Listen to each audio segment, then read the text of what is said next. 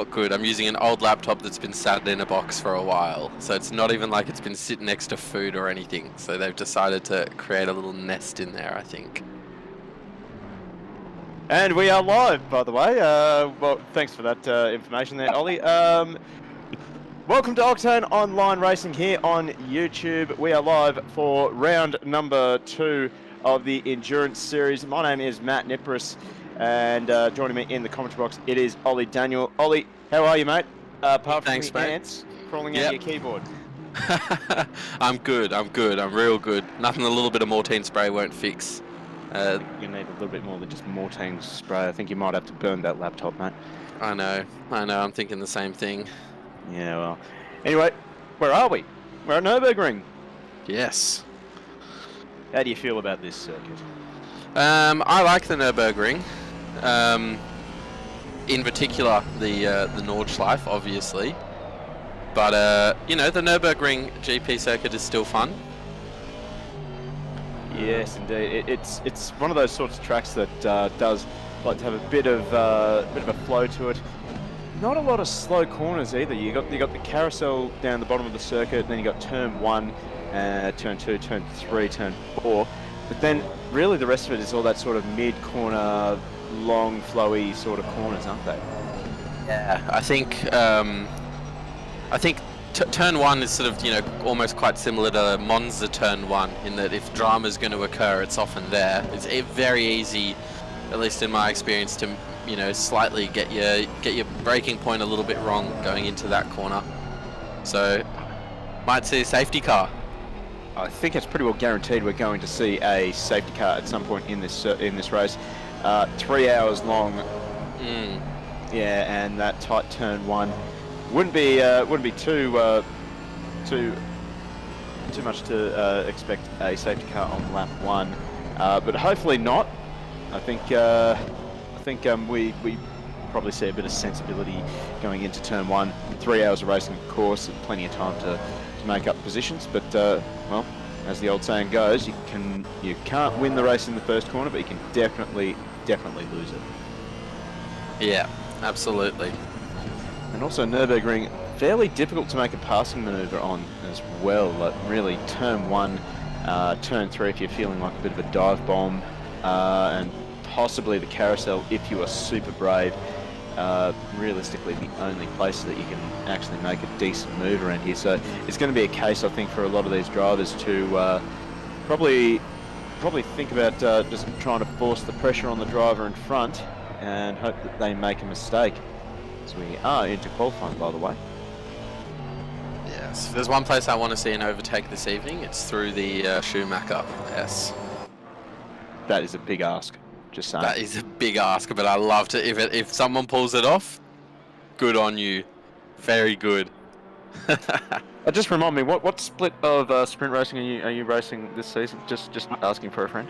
I was in split. I was in split green for the sprint race last season, but I actually dropped back to rookies just because I was working quite a lot, so not getting as much time in the car to practice as I'd like.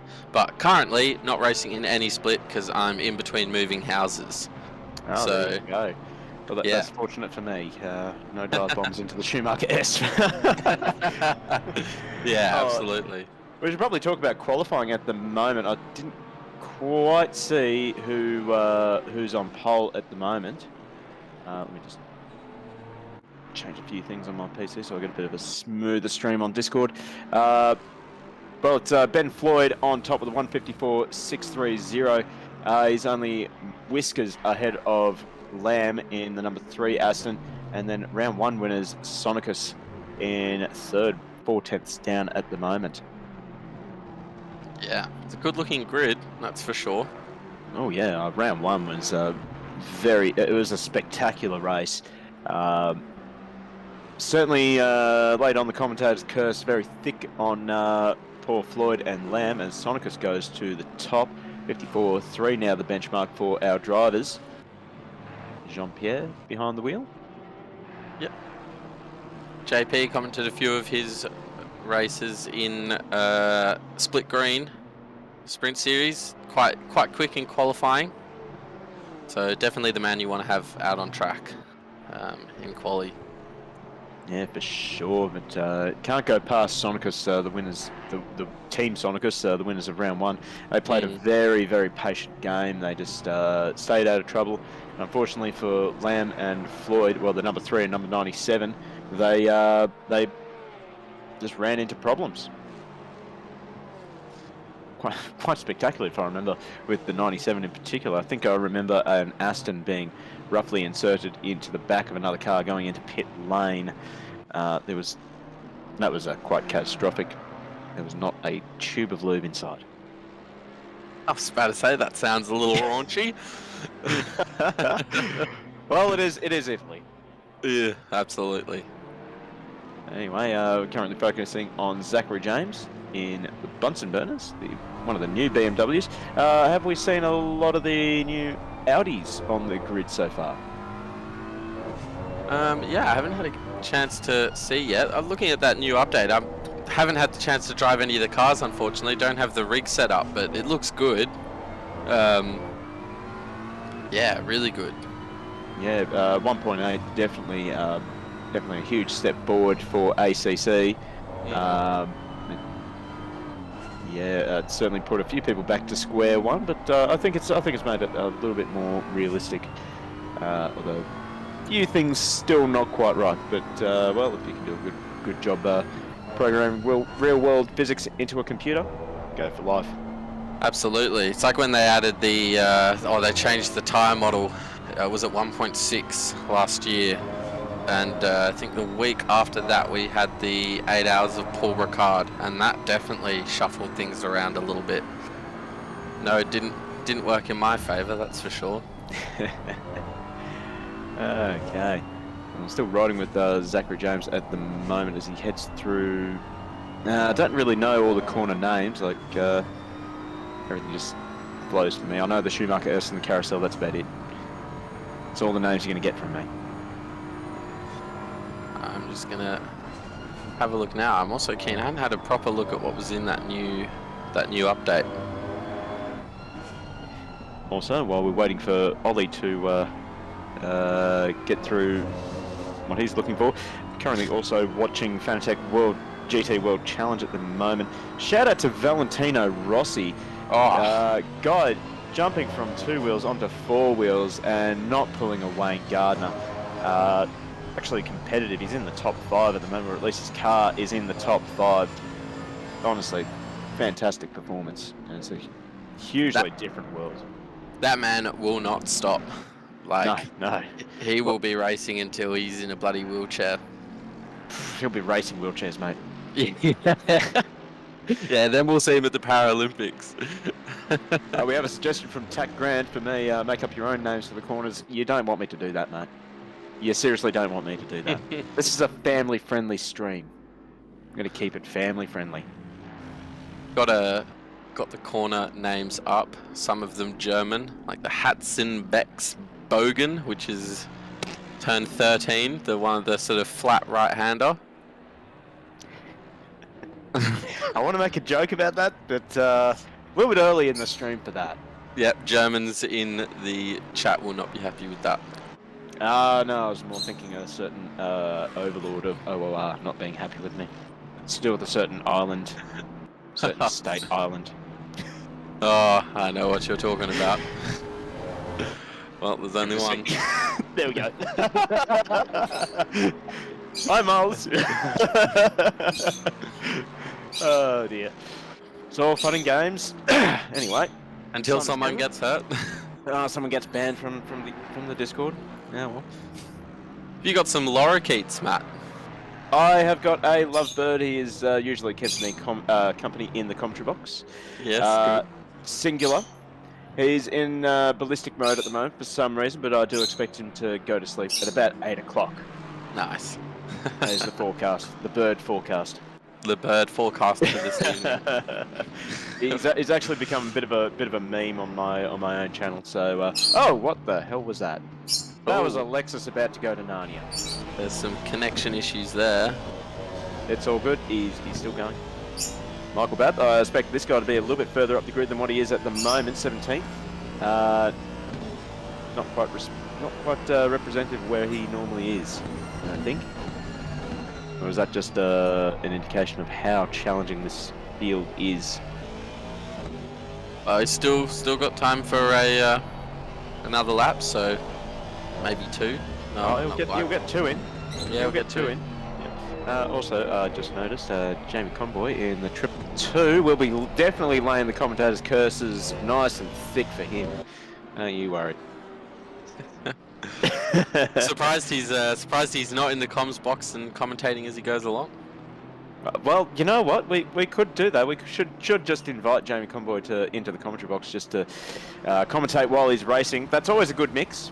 It's always a good Knowing mix. him, it would be seamless. You wouldn't even know that he's driving. There you go. Fantastic commentator then. So yeah, Jamie Conboy down in 25th. He better pull his finger out, I reckon. Or we all reckon in chat. How many cars do we have in this field? Yes. I'd say around 40, over the 40 mark. Yeah, right. Certainly had over 40 at Imola, and it was actually really good racing. The drivers stayed behaved, mostly. Only had a few minor incidents, I'd say. We didn't have a massive catastrophe. I think the biggest catastrophe was the servers not behaving themselves. But no, the team at OOR got straight onto it, fixed it up, and we're back into action pretty quickly, actually. I will confess, I have neither watched nor competed in one of these endurance events, so I do know it's a 3-hour race. Is it the same sort of 70-minute stints, maximum stint times as the special events? I think so. Okay. I'm sure I'll get corrected on that eventually. So if everything all goes to plan, we're looking at 2 pit stops per team. Yes, we will be seeing 2 pit stops. I think it was 2 mandatory stops for our teams tonight as we dip into the last minute and a half. No stint timer, only a max drive time. There you go. Righto. And is this, I would assume typically 2 drivers in each team. No sort of, what team's doing 3 drivers an hour each? That seems like a lot for just a 3-hour race. We are sticking with 2 drivers. There we go. Yeah. Right on cue. All right. So Matty Pignata and Fluke at the top in the Lamborghini. Didn't really see the Lamborghini feature that strongly at Imola, but Piggy is doing quite a good job in the 6:16. Max driver time is 110 minutes. I could not drive that. After 60 minutes, I really start to drop off. That's crazy, 110, jeez. I think we may have had a few drivers attempt that. Look at the top 3. Just, top 4. Wow. Top 5. Yeah, top look at that. 5, all very less close. Than 0.15 of a second between our top 5. Lee up there in the Honda, the 112. That is great effort from him. Although I will admit, I did try the Honda, and the Honda almost took me away from my beloved Nissan. Very close. I like the Honda to drive, but other than that, I don't really like the Honda. Yeah, not a lot of people do for some reason. It's a strong car. Yeah, it performs well. I just don't think it looks that good, and it's all about aesthetics. I mean, come on. Doesn't go fast, chrome it. Exactly. Anyway, checkered flag is out. Still on board with Pignata. Now, of course, we will jump into a second qualifying session, so these sessions will be, I think they're average still. Maybe? I'll get corrected soon. Who let us into the commentary box? Oh, he's round. And Pignata finds the fence, unfortunately.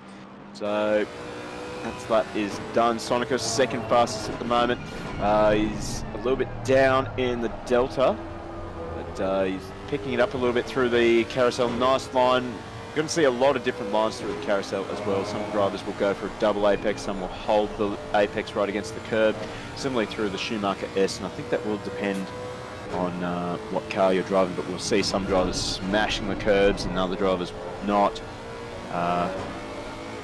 It's looking pretty smooth. How's the consistency? That delta 0.00, constantly flashing green and red. Very good. Loses a little bit of time. Probably just didn't get the drive down the back straight. Could still take it though. I mean, he's so close to P1. This final chicane. Send it. That final chicane catches so many people out. Yeah. Tell you what, this is going to be tight for pole position. I think Sonicus, I think he's going to do it. Jean-Pierre, he may go to the top. Oh, he just misses out. 0.007 between Sonicus and Pignata. And then Lamb, only 0.02 off of Pignata's time. Then we have Floyd and Lee rounding out the top 5. Didn't quite see our top-ranked AM and Silver, or Pro-Am, I should say. Here we go. So there we go, qualifying right there. So Lee, Oliver, Herbert, missing. Oh god, I'm gonna have a go at this one. Kunioan and Steenkamp. That is the top 10. Check out 13th place. Villalonga in the Nissan GTR, the top-ranked AM, and they're in 13th. Looks like they are leagues ahead of the next driver. See, yeah, 1.7 seconds. Wow. Jeez, that is a massive gap. So we'll wait and see what Paz can do in the Nissan. And we go over to Silver, Miller, Joseph, and Thurkelson. That's the Silver field. I'd say a lot of drivers got a big promotion after Imola. Certainly a lot of drivers in the Pro-Am field were punching above their weight. Anyway, free practice 2, we've got a little bit of a... I know in the Split Green Sprint Series, started the season with quite a few guys in the AM class, finished it with just one.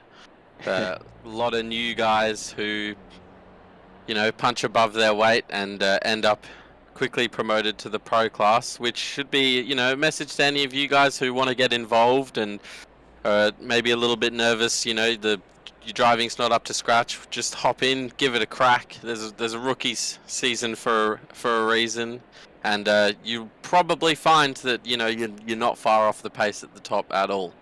Okay, so a little correction here from the Overlord. Car Jason's didn't load as intended, so classes aren't correct. That's going to make our job very easy. Awesome. I think we'll just ignore the classes for now, and we'll leave that up to Mel's to sort that out after the race. Sounds like a good idea.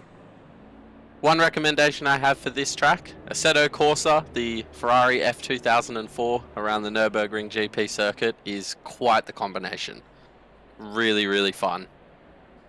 So, yes. I think this track is just a favourite track of mine overall. Like, I know I've said numerous times, particularly in the last stream that we did, that I don't really play favourites with circuits, but Nurburgring kind of prefer racing here. I don't know why. I think it's just because of the fast-flowing nature of the circuit, and it's not very stop-start. Definitely. The first few corners are pretty interesting, but after that, very sort of, fast sweeping corners, good fun. I'm interested to see the lines through sort of turn 2, 3, 4, and 5. That sort of series of corners after turn 1, because that is somewhere that I don't think my line is quite right, and I'm losing time. Especially in turn 3, do you come in quite deep and fast, or do you set yourself up more for a good exit out of turn 4 and ride the curb in the exit of turn 5? In particular is tricky. It's an easy corner to get wrong because it's very easy to get sucked into out-braking yourself. And, Definitely. Then catching that front brake and running a little bit too deep, which then, of course, as you're saying, it affects your run through turn 4, and that affects your run down the hill towards turn 5. So I think for me, I definitely prefer to hug that absolutely monster the curb at turn 3, like probably have half the car over it, and then try to open up turn 4 as much as possible. So that is a an area of track limit abuse as well. We're going to see a few people getting track cuts there. And also, I've just seen a massive bin from Imola, Porsche and Audi getting stuck together in Rivazza. So that's nasty. That's going to be very expensive. And even though I'm not paying for it, my bank account just screamed out in pain. God, it was a massive one. It looks like it's torn a corner off the bumper of the Audi and torn a rear corner off the Porsche as well. It is massive. Mm. And this is only free practice I'm talking about, by the way. Oh, So, we're taking the roller coaster. Clearly, free practice 2 isn't interesting enough for Mull. This is more interesting for me, let's be honest. Wait, where does this go? It just ends and then into the wall. The roller coaster to nowhere. That's lethal. That is not up to OHS standards. Absolutely not. No, you'd be safer in one of the race cars than doing that. Oh yeah, 5-point harness, man. And this one as well, into the barrels. I think that's just for the camera though. They send the camera down the front straight and chasing the cars. So yeah. And then just get it to do a loop. Yep. Oh, that's quite picturesque. Anyone in the Jag? It's Mull's favourite car. Yeah, no one in the Jag. Right there, next to the Lexus. It's our safety car, the Jag tonight, Mull. No. Okay. What's the safety car tonight? That's not socially distanced. No. Look at that, they're actually lined up for the bar. That's good. Wonder if they'd ever get their hands on a cold brew. Oh, hello. We're into the race already. Okay. Never mind. I was obviously full of it when I said there was going to be a second qualifying session. But anyway, we're going to go racing now. So Johnson and Lamb off the front row. Then we have Bab, Fluke on row 2. Row 3. No, hang on. You know what? I think they're going to sort out the grid a bit later. Ignore all of what I just said. This doesn't seem right. Could be wrong. Yeah. I mean, Sonikas is down in 8, which he almost took that P1 position. And P1 still had Pignata, who I don't even see on that list there. You know what? This is what happens when you don't do your homework. Yes. Who let us into the commentary box? No one let me in. I'll just walk in.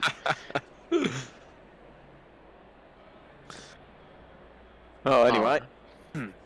Guess we'll throw it out to chat. How much carnage do you reckon we're going to get in turn 1? On a scale of 1 to 10. Oh, here's a question. Do you think do you think there's a possibility we could break the record set by Split Yellow and have a crash within 3 meters? Oh yes, I saw that. that was spectacular.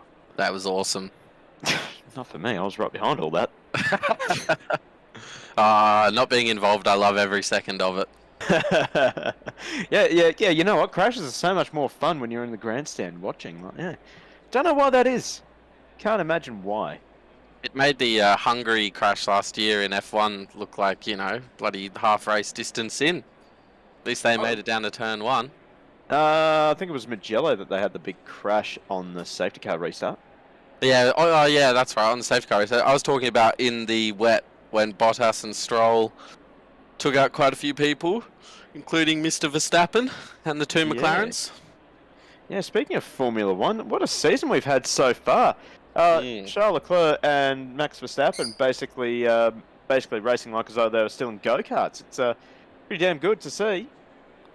Here's a question for you. What do you think the odds are that Hamilton will still be in F1 next year? Because I do not see him driving around in a car that isn't race winning. No, not at all. He will probably throw a tantrum and retire if Mercedes can't get it right by halfway through the year. Yeah. And shame about McLaren as well. I think, last year everyone thought McLaren was going to come out stronger. They're on an upwards trajectory, and now they've shot right back down. Well, even after testing, McLaren was looking very, very strong. They seem to have a better handle on the porpoising problem than everyone else. But then we get to racing, and they're nowhere. So, don't know what to say about that. I think it was just maybe a difference in the weather conditions. The Middle East are obviously very, very warm. Yeah. Where are they racing next, though? Melbourne. Melbourne. Okay. Lovely Melbourne, lovely and warm. So I think McLaren they'll probably get to the midfield again. But have there been really any surprises for you in Formula One? Because honestly, for me, Evan Magnussen. I'm not surprised. Surprised he'd be back. Well, yeah, that part was a surprise, but I'm not surprised that he is going well. That Haas, I really did think, yep, Haas is going to be very competitive this year. They will be at the front of the midfield. Didn't look like it last year, but you got to remember they pretty well abandoned anything with the 2021 car and just started work on this year's car. I think what did surprise me is the massive difference between Magnussen and Schumacher. Thought maybe Schumacher should have been up there a little bit more with K-Mag, but I'm sure he'll settle in. Well, traditionally, it does take Mick Schumacher a little while to get adjusted to a car. Yeah. And he has made a habit of that throughout his career in the junior formulas. But I think now you're in Formula One, you need to start adapting faster. Yeah. Especially Formula One, because there is no shortage of talented drivers looking to take your seat. And I'm sure Mick's aware of that. Yeah. So for anyone watching now and is a little bit confused, just getting the starting order all lined up for the beginning of the race. At the end of that last session, it just threw things all a little bit out of whack. So getting that sorted out, and we'll be going very shortly. Well, at the front, the 616 of, let's see, Fluke and Pignata. Fastest time, only .007 ahead of the Sonicus car. So, Shout out to James Bond. that is a cool surname, by the way, Sonicus. It is very cool. It suits race car drivers, doesn't it? Sonicus sounds like it could be, like, it reminds me of like Sonic, like it sounds like could be a Nintendo game. Sega. But yeah, I get you mix. I'm from the 90s, man. I remember Sega. Absolutely. Does anyone else actually remember Sega? I don't know. I'm sure someone's got to remember it. It can't just be me. I can't be the oldest person. Never had here. one. Oh, we got a car just stopped there. That's never a good sign. Grant, what sort of penalties do they hand out for first corner crashes? Craig says anything from, g'day Craig, by the way, anything from a 15-second time penalty through to drive-throughs and stop-go 30. Yeah, that sounds about right. I assume it would, depend on, well, I mean, the severity. Yeah. How stupid the move was. Was it entirely your fault or partially your fault? All things and questions that we leave it to our beautiful stewards to answer. They'll be working overtime tonight. I bet they're all sitting there with a whiskey and a packet of cigarettes. This is going to be a stressful one. We're going straight to absinthe, mate. Well, we're not playing around anymore, mate. We don't want them hallucinating and giving penalties to the wrong person. Well, you know what? That might make it really interesting. You never know. Yes, that would be interesting. A bit of a lucky dip for penalties. That should be a Wreckfest night, eh? Yeah. Stewards on absinthe racing Wreckfest. Oh, Just even an idea. in Wreckfest, just trying to hand out penalties, I think, is work enough. Wait, penalties? Who are the stewards? Well, I don't know who the stewards are tonight for this one. Stonks men, no, they're not going to be doing a single file rolling start. They will spread out into double file, probably, I would say, just before the final corner. Although these guys are ghosted, they could probably just go through that final chicane side by side, or at least somewhat side by side. But noticed Scarman there saying flat icy tyres. Well, they do have a formation lap to get the tyres up to pressure, and we can see one of the Astons there really working on warming up the brakes. Quite a smart decision there, because, geez, I don't want to be heading into this turn one with no front brakes.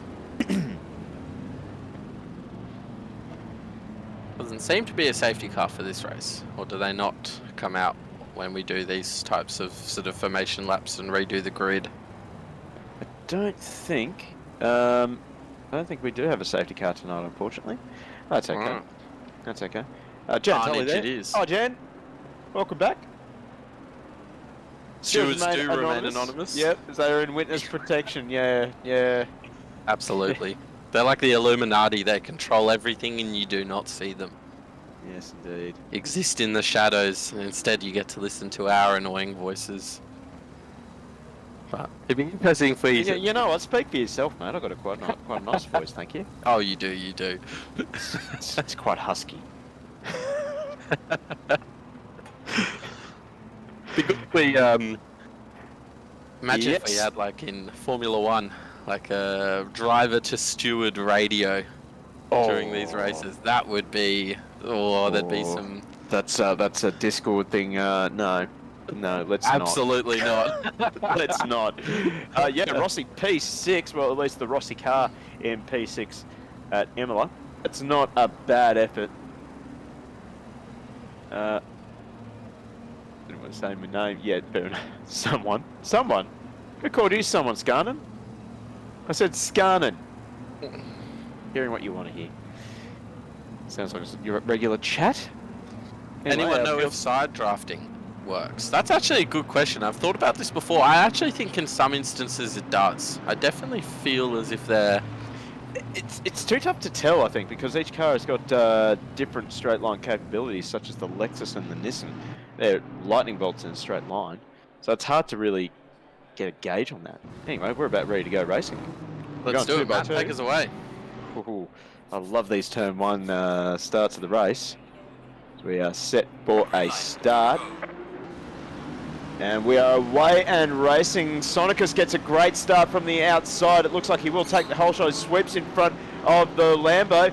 We're going to go 3 wide into turn 1, all the way down 4 wide, actually, a little bit further back. Let's see if we get through cleanly. Oh, we got one Lexus around. So we got a cab around. We got 2 cabs almost around. Oh, no, we got a Beamer into the fence. There we go. There we go. So turn 1, not clean at all. Are we going to go safety car? It doesn't look like it. We're still green. Car's still streaming through 3 and 4. Looking at a battle between Steve Lewis and... Oh, I didn't catch that last name, but anyway, Scanlon now in 17th. He's battling away with a Beamer and a Lexus. God, I almost called that BMW ahead of it a Lexus. The rear end of the new Beamer looks too much like a Lexus. And this is perfect demonstration. I love it. Perfect race direction. Anyway, Scanlon now, he's not up into P2, he's not in P32 either, just ACC things. So we got a great battle down here in 25th by the looks of things, or maybe 23rd, I don't know. But anyway, out in front it is Sonicus who has taken the whole shot, and he is leading away the front 3. Meanwhile back we have Matthew Lamb in 5th. Just staying in touch with the front 4. And we have Herbert, Oliver Missen, Steenkamp rounding out the top 10. So Missen in the Nissan. Done it again. Absolutely flying. Not too bad on the first lap. Couple incidences at turn 1. I think there was a Porsche that hit the sort of inside barrier. That looks like there could be a little bit of damage there, but the rest of them... Not too bad, not too much damage, I don't think. Might be wrong, could very well be wrong. There's that beautiful BMW Fanatec wheel. All love to get our hands on one of those. I don't want to put myself into a deeper mortgage than what I already am.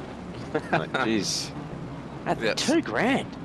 I mean, I know. Pretty cool, because you could just walk into a GT3 paddock and just plug it in, drive away with it. In your Toyota Corolla.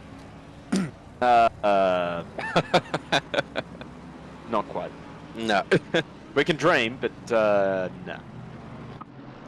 I don't even have a Toyota Corolla. You should get one. I used to have one, actually. It's what I learned to drive in. My mum's old car.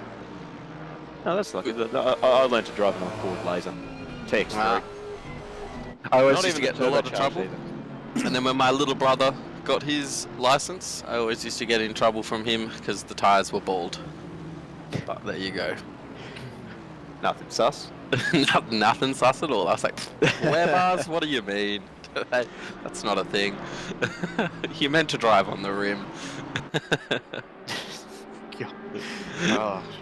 Remind me not to do an endurance race with you. God.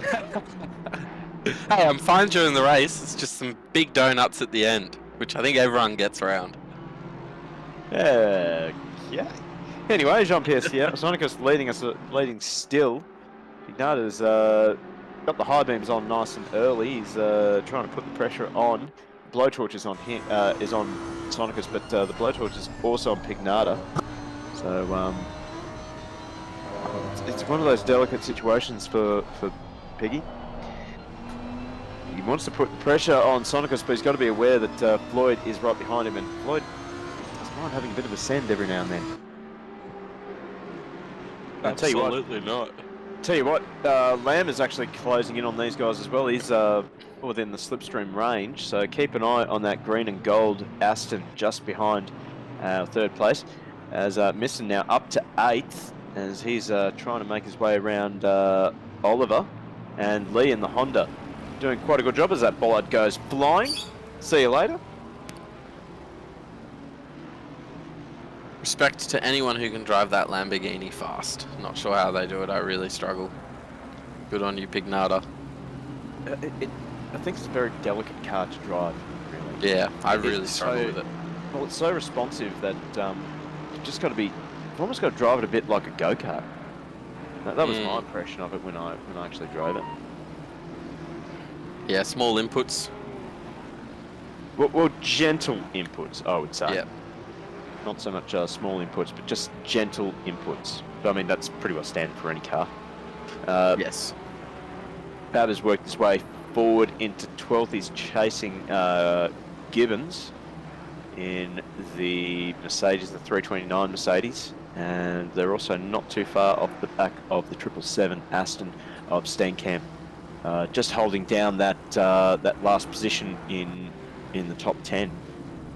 And I think, we got a car off there. That's Patrick Oliver. So he was being chased by Misson.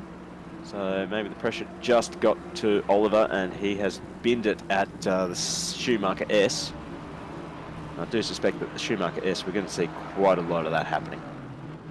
Shout out to Steve Lewis, up quite a few positions in P20. I think he started in around P30, P29 or something.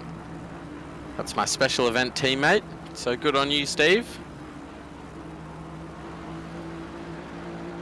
It's always good to see. It's always confident. Renews your confidence in your teammate when you see them going well, doesn't it? Yeah, absolutely. We got a good little team, Steve, Craig, and got a new guy, also a Matt, I believe, who is joining us for this race. Wasn't sure if I was going to have my rig set up in time, so we brought in a 4th driver. Well, a 3rd driver, but now I'm back. It's going to be 4th. First time we've run a four drivers for the special events. Just watching that Aston there, you really need to be careful on that that inside curb at what's that, turn 4. It definitely looks to unsettle the car quite a bit. Really mounting it though, you sort of have to if you want to get some good pace through there. Well, it's it's sort of a delicate thing because I think it depends greatly on the car that you race. The Aston, not really great on a lot of the curbs, I don't think. Same with the Lamborghini and probably the Audi as well, I'd say. But cars like the BMW, probably the older M6, the Nissan, and probably a few of the other cars, like the Lexus as well, they'd ride the curves quite nicely. Yeah. See, just flicking back through the field, we have Malloy and Johnson both with penalties nice and early in this race, having even gone 10 minutes, and the stewards have been busy. That is a lot of damage on that Beamer. It is. He could be spending a little bit of time in the pits when he goes around for the first time. And also, I've been trying to ignore this comment in chat, but Tack Grant with a bit of a joke. Absolutely terrible. There was a sheep driving a car wearing a swimsuit. It was a Lamborghini. Awful. Dreadful. Get out. Saw that. I wasn't going to give it time of day. It wasn't worth mentioning that. Well, it's all about content here. It is. It is. Thank you, Tack. Good stuff, mate. Good stuff. Anyway, we'll see. I can't imagine what happened to Malloy. I think maybe. Oh, we're going to get a replay here. This would be Patrick Oliver, probably bidding it through the Schumacher S. I'm going to guess that he has grabbed the curb on the inside. There we go. Round you go. Mercedes does not like curbs, and he has found the fence hard time. He has. Although his car was on stream just a second ago, or unless it was another. Well, no, that's him right there. No, it was. Yeah, it was him right there. In front of Malloy going into turn 1, and now Malloy vulnerable to Clark in the Bentley. Up the inside goes Clark. Okay, never mind. We're gonna. This is more exciting. We've got 5 cars here battling and swapping positions. So no, this is good. I like this. Be interested to see what happened to that Beamer, because he looks like he has more damage. Oh, look at that! Down the inside. There you go. I love that. He sent that from West Australia. That was brilliant. The fact that he didn't make any contact, that is either really great awareness from Simon Scanlon there, or really just brilliant brake modulation from Gals, although Gals immediately goes and bins it on us. And hands that position right back. Yeah, a little bit wide there. It's got Rochford. The Kovacs shaken, not stirred team. Quite a lot of Kovacs cars out there as well, isn't there? There are a few teams, actually. It's a... I do like it because they do give us interesting team names. So, obviously the Aston, Kovacs, shaken, not stirred. Clearly a reference to not James Bond. So the top 4 have just absolutely spread-eagled the field. Sonicus, Pignata, Floyd, Lamb. They've got a 6-second gap to Lee in the Honda. And Misson, well, he's coming. He's right on the back of Lee in 6th. There's a tight second pack there, all the way back to sort of, what, 12th place Johnson, 2.5 seconds behind. And then it starts to spread out a little bit more. But that's a beautiful, beautiful pack there for the top 4, and then 5 through to 12. Well, that's probably the great thing about these big fields. No matter where you look, there is going to be a battle. So exactly. That makes our job a little bit easier. It does. Got something to talk about. Indeed. I mean, we could just aimlessly dribble, but that's not really productive, I don't think. We do a lot of that in the sprint races. Talk about favourite flavours of milk and ice cream and stuff. You know, let's talk about that. Favourite flavour of milk and oh, Christ. Not again. Regular milk and, I don't know, chocolate. Oh, cookies and cream. Cookies and cream. Yep. Yep, second you on that one. Throw that out to chat as well. Yep. Dive in with your favourite flavour of milk and ice cream. Good little pack there, but Sonicus is just holding that gap at sort of 4/10. Well, we saw this at Imola as well. These 4 drivers, well, actually, I don't think the 616 was really involved. It was just Sonicus, the 97 and the 3. They were absolutely nose to tail. They look very matched on pace, not really gaining nor losing time to the car ahead or behind. Now we got a battle here. So Lee, Misson, and James. These guys are nose to tail. Lee doing a great job. He did a great job at Imola as well. He was right up there, and then I think something happened. If memory serves me correct, I think he binned it somewhere, and just everything he worked for was up in smoke, and that's racing for you. Here we go. Here we go. We got 5 cars battling away here. We got Reynolds out in front in one of the Beamers. Ooh, that is tight. Ooh, a little bit of contact there. A little bit of another nudge there.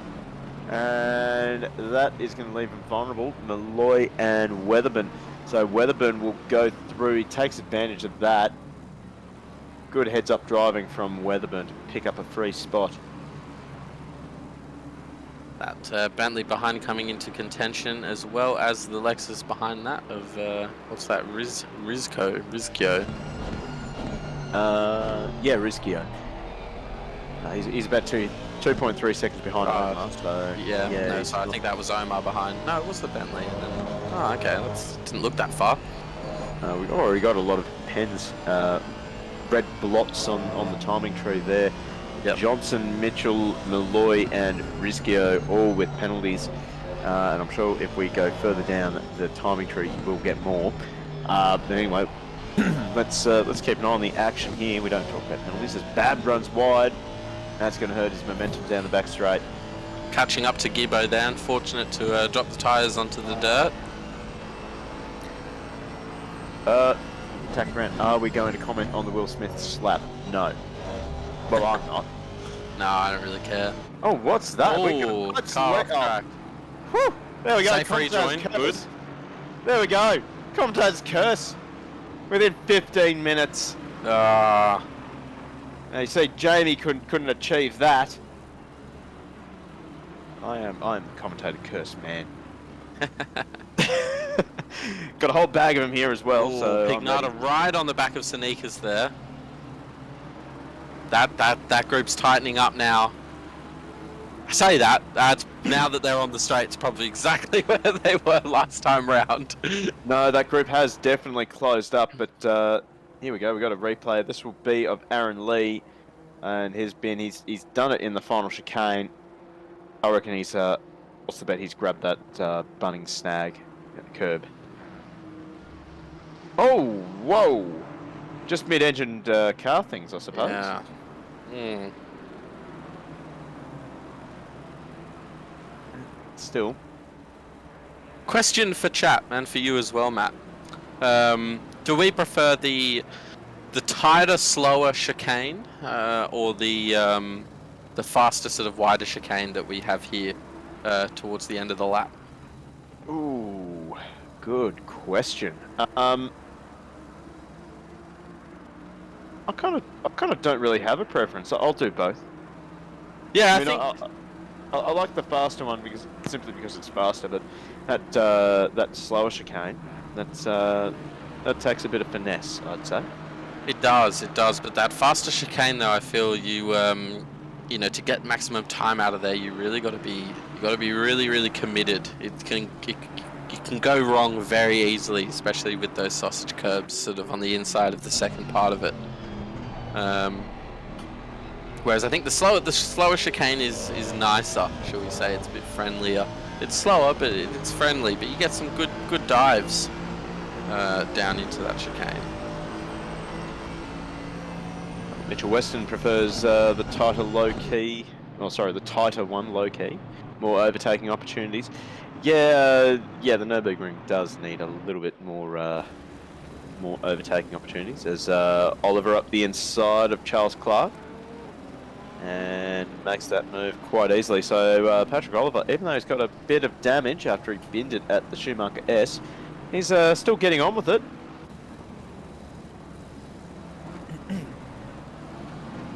Oh, here we go. This is what I love seeing. I love seeing these tight battle packs, five deep. Who have we got in front? Reynolds, he's holding off Mitchell and Weatherburn as we ride on board with Omar, and Rischio getting nice and tight on the back of the Bentley here.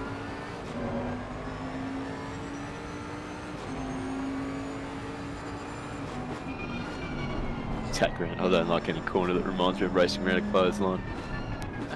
Well said. He's not a huge fan of the carousel then, I suppose. Mm. Yeah, well. Mitchell Weston fast chicane is just who can take the most curbs. I completely agree with that. But if you go overboard, it's punishing. A little bit wide there from the Lexus at the back of the pack. Well, that'll give. Looks like Reynolds has got a bit of a break now. Actually, sorry, I take that back. It's actually Charlie Mitchell who's at the front of this queue. Steve Lewis up to 17th position and pulled a 4-second gap on Mitchell. That's awesome. That's 12 I think I saw he started in P29. That's 12 positions already and pulled a 4-second gap on Mitchell. That's awesome. See if he can close down on Patrick Oliver. 7 seconds behind though. He's sort of the only lonely man on track at the moment, I'd say, other than Thurkelson in down in P30. He's got a 3-second gap. Well, currently, we're watching this battle between Reynolds and Weatherburn. Weatherburn, he thought about a look going into the chicane, which was brave, but anyway, he's now tucked into the slipstream here, and both in the same car, so the slipstream should make a big difference for Weatherburn. He pulls out, and he'll get on the brakes, but oh, that was a late defence. It was. But he goes in very deep, anyway. and Weatherburn will make that very, very easy. So, Eyeballs, welcome to chat. Turn 1 tonight. Couple of little taps. Few cars turned around. A Porsche in the wall pretty hard, but otherwise not too bad. It was shenanigans. Yeah, little shenanigans, but nothing outrageous. It was friendly shenanigans. It was. Not like That the Bentley shenanigans right- at Zandvoort. That was evil shenanigans. Anyway, as is Omar is right on the back of Weatherburn now, so they're all lining up behind the 222 Beamer. They're all waiting to get around him. Oh, we see Aaron Lee has been in pit lane already. That'll be for that damage he got at the final chicane, where that Honda just kept turning left. Not ideal. And now they've actually made one of their mandatory pit stops as well, so Stephen Ty now takes over the wheel of the Honda. Meanwhile, our top 4, they're still pretty well nose to tail.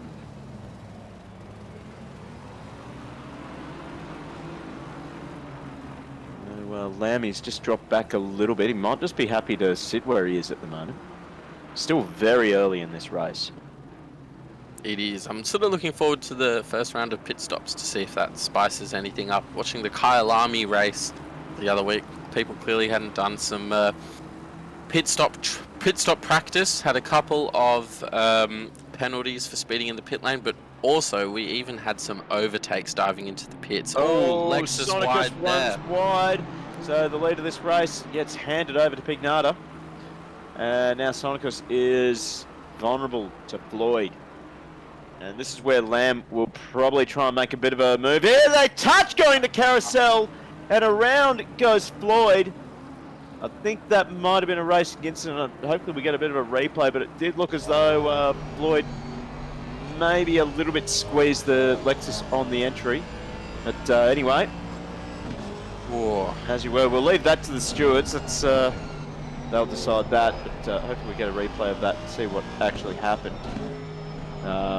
But either way, Pignata now leading the race, 7/10 the gap. We'll probably get an update on that gap as they cross the next sector line. Ignато, we know, very strong on race pace, so I'd be eager to see if they begin to sort of pull that gap a little bit. Well, this is probably going to be a crucial time in this race. Definitely. For Sonicus and Lamb.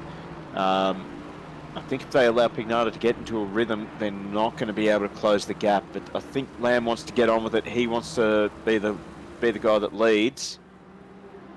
Here we go. We got a replay here. So this will be Sonicus getting it all wrong at turn 5, and that just hands the lead over to Pignata.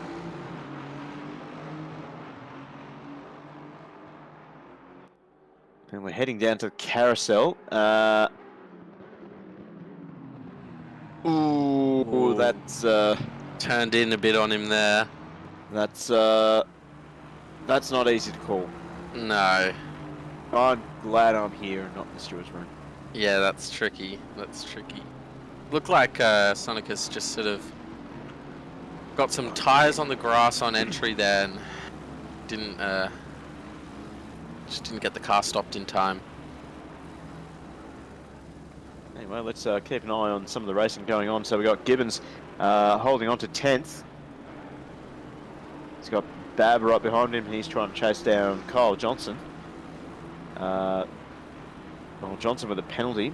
And in a Lexus, it's going to be tough in this section of the circuit to chase him down, while in the Merc, I don't think the Merc is particularly that strong in the straight line.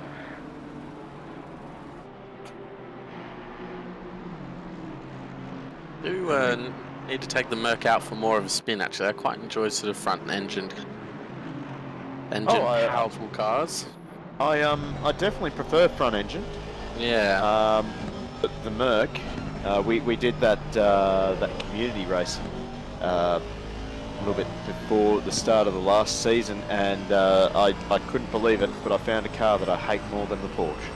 Ah. That Merc, that was very, very difficult to drive, I found. Yeah, I find in this game the front engine cars don't feel as, say, front-endy, if that's a term, as they do in, for example, Assetto Corsa. I know if you drive the Corvette C7 in Assetto Corsa, you really can feel that weight on the front end as you know, tip it into corners. I don't find you get that as much in ACC. Well, it's probably a little. I think it's a little bit more accurate in ACC because that extra weight in the front doesn't really help. It's more of a plow, so you're never going to get the same, rotation that you'll get from a rear engine or a mid-engine car. No. Which is why Corvette have actually gone to a mid-engine car these days. Oh, very close there. Oh, that I think that was the top layer of the vinyl being rubbed off there, off of the front of Steenkamp's Aston. He's chasing down Regan Herbert. He's right on his tail. I think we have a move in here pretty soon. Has he gone a little bit deep there? No, cutting back, hitting that sort of late apex. Interesting to see a few different lines there. Whether or not you hug the apex all the way around, the early apex, late apex. Yeah, I'm getting a sense of an impending send very soon. If he can stay on his tail down up until the start-finish straight, it'll look good.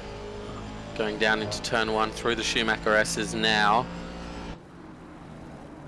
But the problem with this fast chicane is that you don't get too many sends. A little too fast for the sends down into turn 14. Well, the Schumacher S, you're really relying on a mistake from the driver coming out of the carousel to actually make a move there. So we see a decent move here. Simon Scanlon actually being passed by who is that? Well, trying to make a move on Malloy at least. So head up through the Schumacher S now. I didn't mean the Schumacher S, I meant the chicane at the end. Oh, that's Patrick Oliver off there. Oh. So have we got another problem for the Mercedes? Couple incidents now from poor old Paddy. He's got the pace at least, like he's driving a very banged up car. I'd say that he's probably had a bit of an oversteer moment coming out of the Schumacher S. And that Nick drops Miller him. right on his tail. It's the ascent here, for sure. Yeah, well, looks like Rochford just hanging back. Oliver now he's into the pit lane. pits. That is... Oh, we got another car up. That is the BMW of Malloy. The 05 Motorsport. I have to say, I was going to say that that pit lane entry, that is probably the second worst pit lane entry in ACC. Yeah, it can be, if you don't know what the car ahead's doing, you can look like, well, that Aston livery is very nice. Golf livery-esque. I like that quite a lot. That looks good.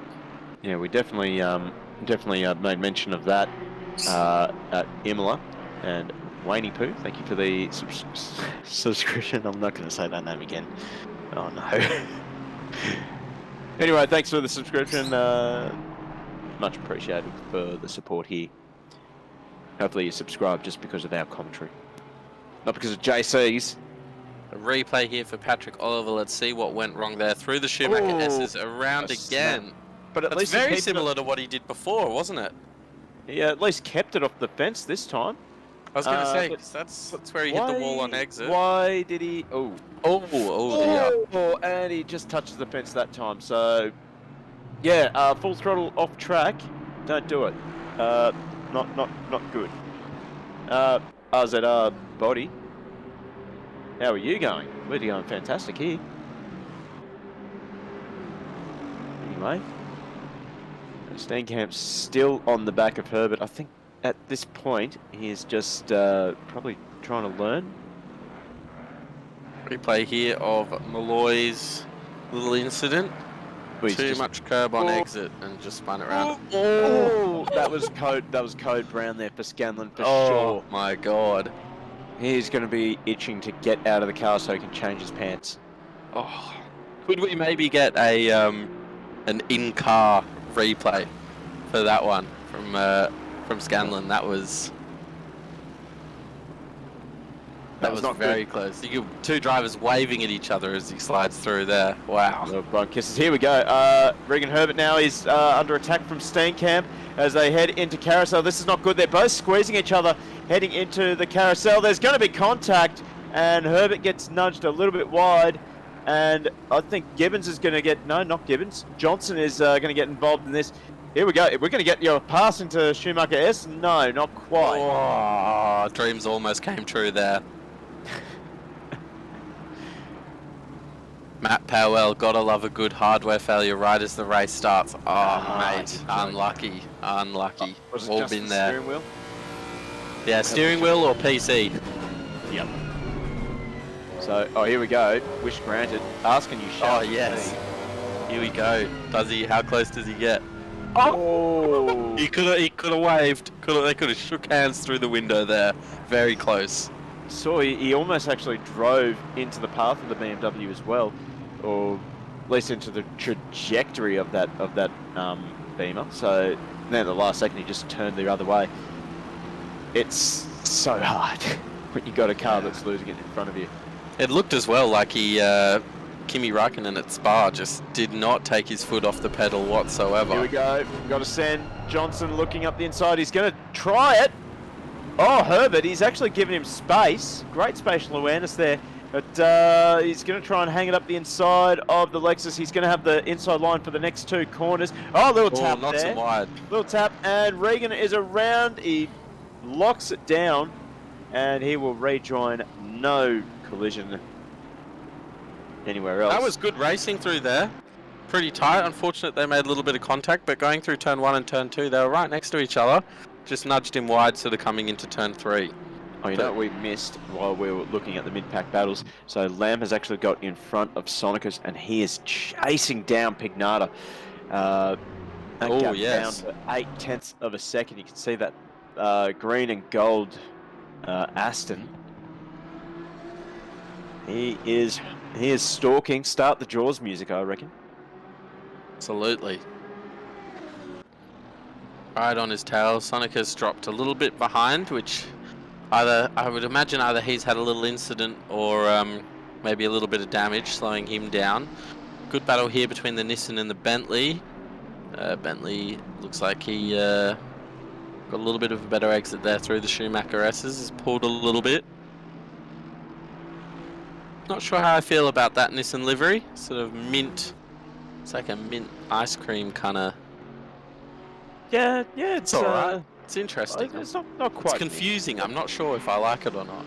I'll tell you what, one of the best liveries I saw was similar to that one, but it was a little bit more. The way he set it up, it was a bit camo. And it actually looked pretty good. Yeah, right. Except I couldn't see it because it was camo. Don't know what you're talking about. Nah, not a fan. Pass. Yeah, you could be right. It's a confusing livery. I'm not sure if I love it or I hate it. Can't go wrong with black, red, and white. No. What about yourself? 3 favourite colours for a livery. This is going out to you in chat as well. But, go for it, Ollie. Oh, honestly, I'm not sure. I get pretty creative with my liveries.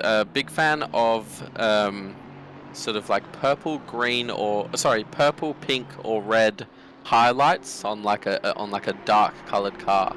Like a red, almost like a Tron livery type thing with a sort of black car. Looks awesome. Yeah, that looked interesting. That's almost a little bit like Pignata's car, hey? Yeah. In a way, that sort of shade of colour. Yeah. Sort of. Yeah, brighter colours with, sort of like dark colours with bright complements to it, I guess. I think looks quite good, but favorite livery of all time. Absolutely in love with the Golf livery on the old GT40s, even on the 911 GT3s a couple years ago in WEC. They looked awesome, and the Monaco livery for McLaren last year.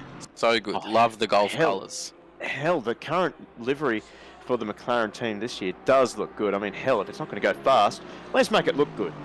Well, I see, when I first saw it in the studio, when they first released the liveries, I didn't actually like it at all. I actually kind of hated it, but then I think it looks way better on track with the black accents. On track, I think it looks awesome. Here we go, send here, Bab up the inside of Gibbons, and Gibbons just lets him have it. Really wise driving there from Gibbons. He definitely opened up the steering, braked early. Yeah, let him have that. Gibbons. Way too early in this race to get involved in silliness. Very smart. Did leave him a lot of room. And well, maybe we got some answers in chat to our questions. So green and purple for Diabols. Okay. And always got to have the coloured rims though. Don't be boring. Tack Grant, JPS BMW. Why not go the JPS Lotuses in Formula One? Yeah. Quite good. Definitely. I tell you what, when Red Bull first went to that matte blue, that looked good.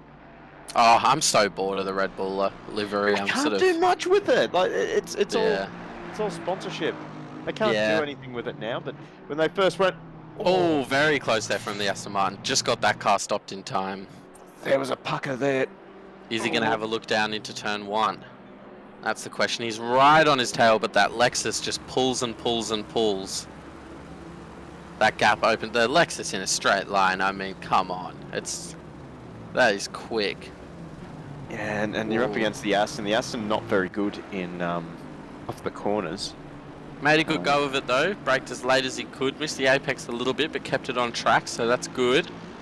I'll tell you what. Actually, with that split yellow start at Zandvoort, I did see in the yellow chat, the driver who sort of caused it, he said, "I'm really sorry. I got a good start, and I was so surprised I didn't know what to do, and I just panicked." And I checked what car he was driving, and it was an Aston. I was like, "Yep, checks out." Yeah, believable. Fair enough. Yeah. Yes, indeed.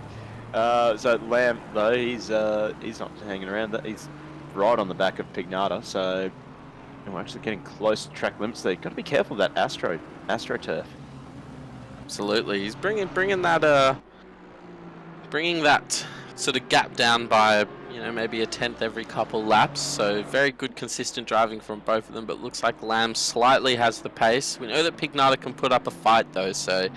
They, it's still early days in this 3-hour race. We're only a sixth of the way in, so could see Pignata put the hammer down a little bit and put up a fight if Lamb comes up to challenge him. But that gap there's already gone up by 2/10, so maybe Pignata's listening to me. Well, it is just one of those circuits because all the corners are very.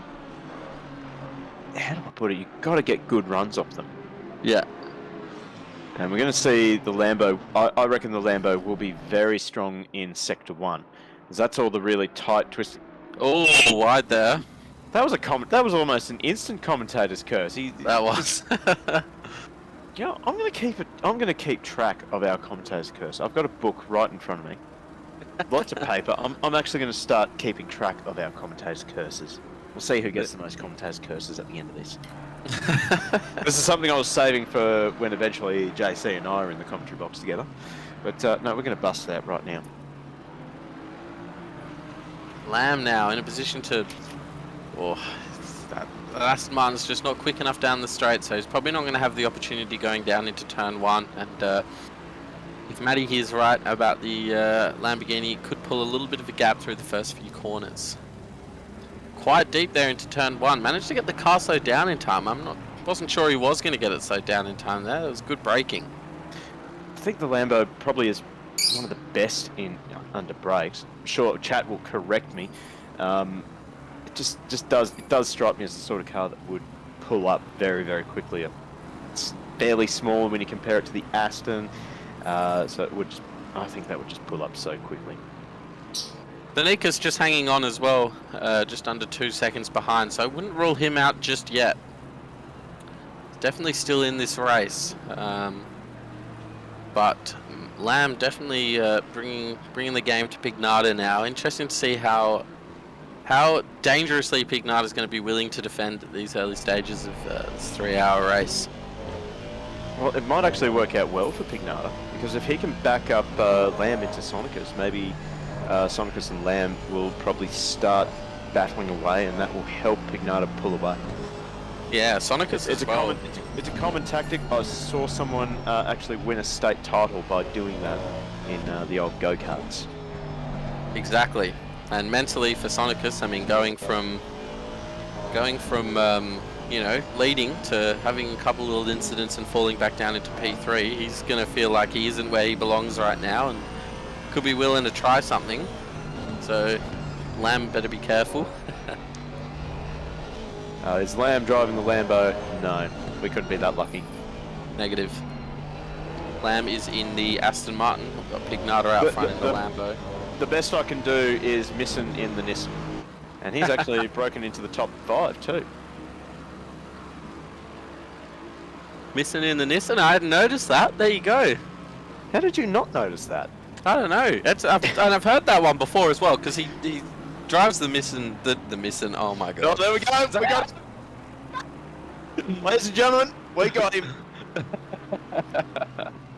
But he's driven the Nissan before, so I've heard that one before. I just didn't see him on the list. Driving the Nissan? Oh, good one. Anyway, here we go. We're focusing on Sammy Misson in the Nissan.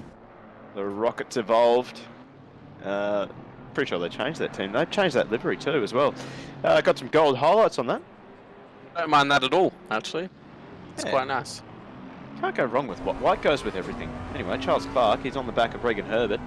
So Clark, we saw him last time at Imola. He was partnered up with Lockie Nichols, if I'm not mistaken. This time, I do believe he has got his proper co-driver with him. He's chasing down Herbert. Patience is a big thing. I mean, like when you're racing an endurance, imagine you would have your teammates on the radio, or at least on the comms, probably coaching you through some tricky situations, perhaps. Yeah, sometimes. Just definitely keeping an eye on the Delta, doing things that, you know, the driver shouldn't have to do when he's in the car. So, I mean, if you're not directly fighting somebody on track, it's keeping an eye on that data, letting them know if they need to be pushing or just taking it easy a little bit. Have they actually fixed it up so that the driver who's not driving can actually set up the pit strategy?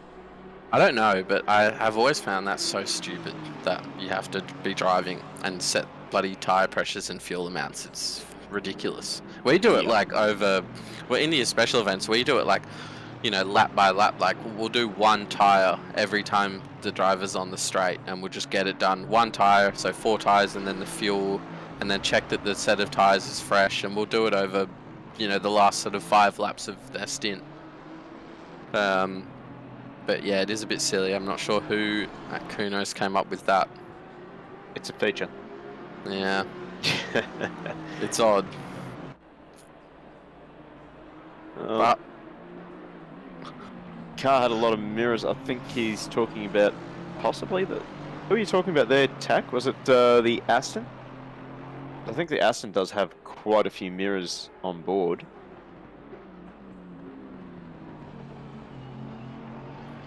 I'll tell you what, one of the coolest things I've seen, because I'm sort of really following the new GT2 series that's out there, and I'm certainly hoping that Kunos will bring that into ACC next. But I've had a look at the KTM GTX, and what is really clever, rather than having mirrors, they've actually got cameras, and they've got 3 screens. So they've got one that's, you know, straight out the back, and then they've got the 2 cameras on the relevant side for the mirrors, and that is really cool. Yeah, definitely. I mean, mirrors are, you know, rubbing is racing, and the first thing that's going to go is a mirror. I mean, you see that in supercars all the time. But I know the Bentley has a sort of onboard camera that looks behind.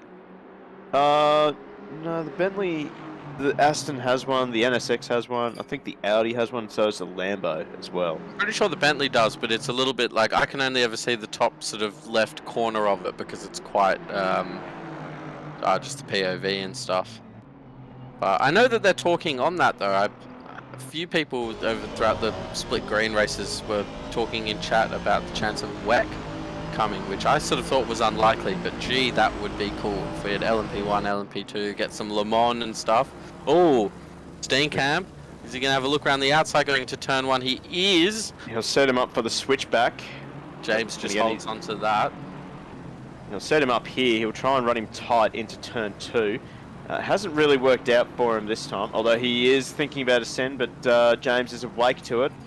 And he covers the line into turn 3. I think this Aston is looking a lot stronger than the BMW at this stage of the race. He's all over the back of the 326.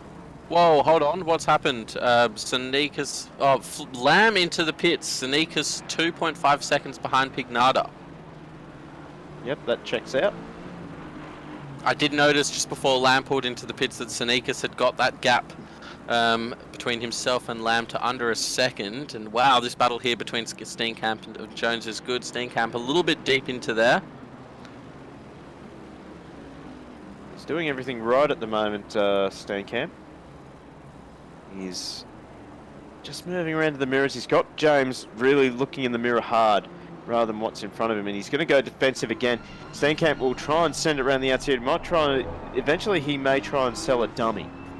And it's a very risky move, but it's always worth it. Maybe not with 2 hours, 15 minutes left on the clock. Lamb has come out of the pits way back in P15, 14, or is he still dropping down? He's still in the pits? I saw him there at P15 for a second and it said he was out of the pits, but now he's disappeared. Anyway, we got our pit stops starting to trickle on through. Sonicus and Floyd into pit lane. We now have Zachary James into pit lane as well. Focusing on Paul Britt here. We got a Lambo off the track a little bit ahead. That's Mitchell. Is it Mitchell? Yeah, it is.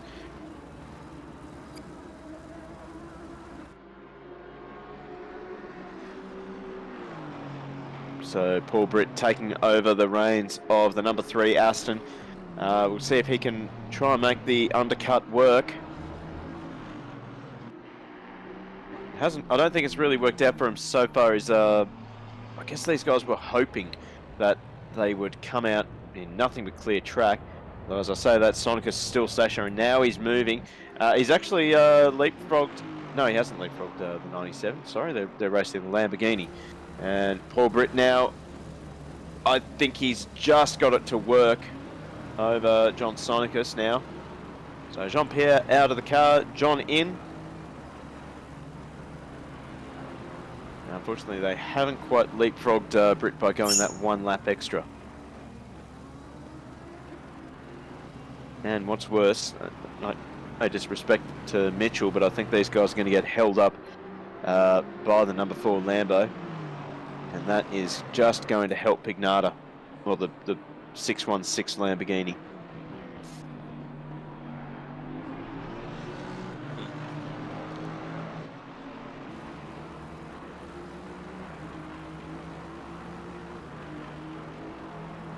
Missing in the Nissan up in P2.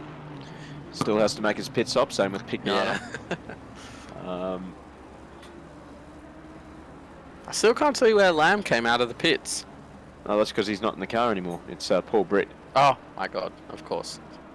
Completely forgot this was an endurance race. Professional strippers, people. Yes, this is my full-time job. Wait, you're getting paid?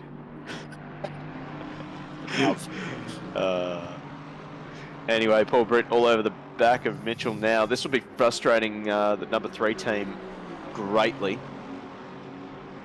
We want to get on with it. Pignata, though, still out there. So Mitchell may dive into pit lane very soon. And like I said, Nurburgring's so hard to make a move stick. Britt definitely thought about it now. He's going to come under pressure from Sonicus soon. Now Mitchell runs a little bit wide. This might give the Aston a chance down the front straight. Look at the power of the Lexus starting to kick in. He closes right up in the slipstream of the Lambo. Here comes Britt with a big send. Sonicus as well. Oh. Sonicus could get it on exit there. I don't think he can. Oh, he's going to go around the outside. Still side by side as they head into turn number 3. He'll really hope that he can hang it around the outside because that'll give him the inside line for the next corner. Corey Sweet also getting involved in this one too. So Mitchell is going to get freight trained. He is about to get freight trained here. As here comes Sweet, he switches to the other side. Oh, that was tight. And now he goes around the outside. Oh, that was really close between Corey Sweet and Mitchell. Ignata into the pits now. It'll be interesting to see where he comes out. I think fair clear air for that last lap, which looks like I think he did. He could have extended that gap a little bit as Sonicus and Britt had a little bit of battling going on there. I think without a doubt we will see Pignata out of the pit lane in front of these 3 drivers. Yeah, surely. You're right, Mitchell. Britt is pretty handy in an Aston. Absolutely. That was some great driving there. Great battling. I have to say, the Aston, I think anyone can be really handy in the Aston. It's just one of those cars. It is just one of those cars you can just jump in, recline the seat back and just drive super comfortably. Pat Grant, so do they drive to conserve tyres or just drive flat out? Nah, they're driving pretty flat out. If you got the tyre pressures right, your tyres aren't really an issue. The tyres as well, I'm pretty sure they could last longer than what these stunt stints are. So, you know, they're not coming into the pits on a knackered pair of tyres. Well, anyway, Fluke now in control of the 616 Lamborghini, and he has come out in front as sort of predicted. As we look at Ty and Norman having a bit of an exchange here. Heading through the final chicane. Oh, Norman gets over those butting snags in the chicane. This might give Ty a chance down the front straight.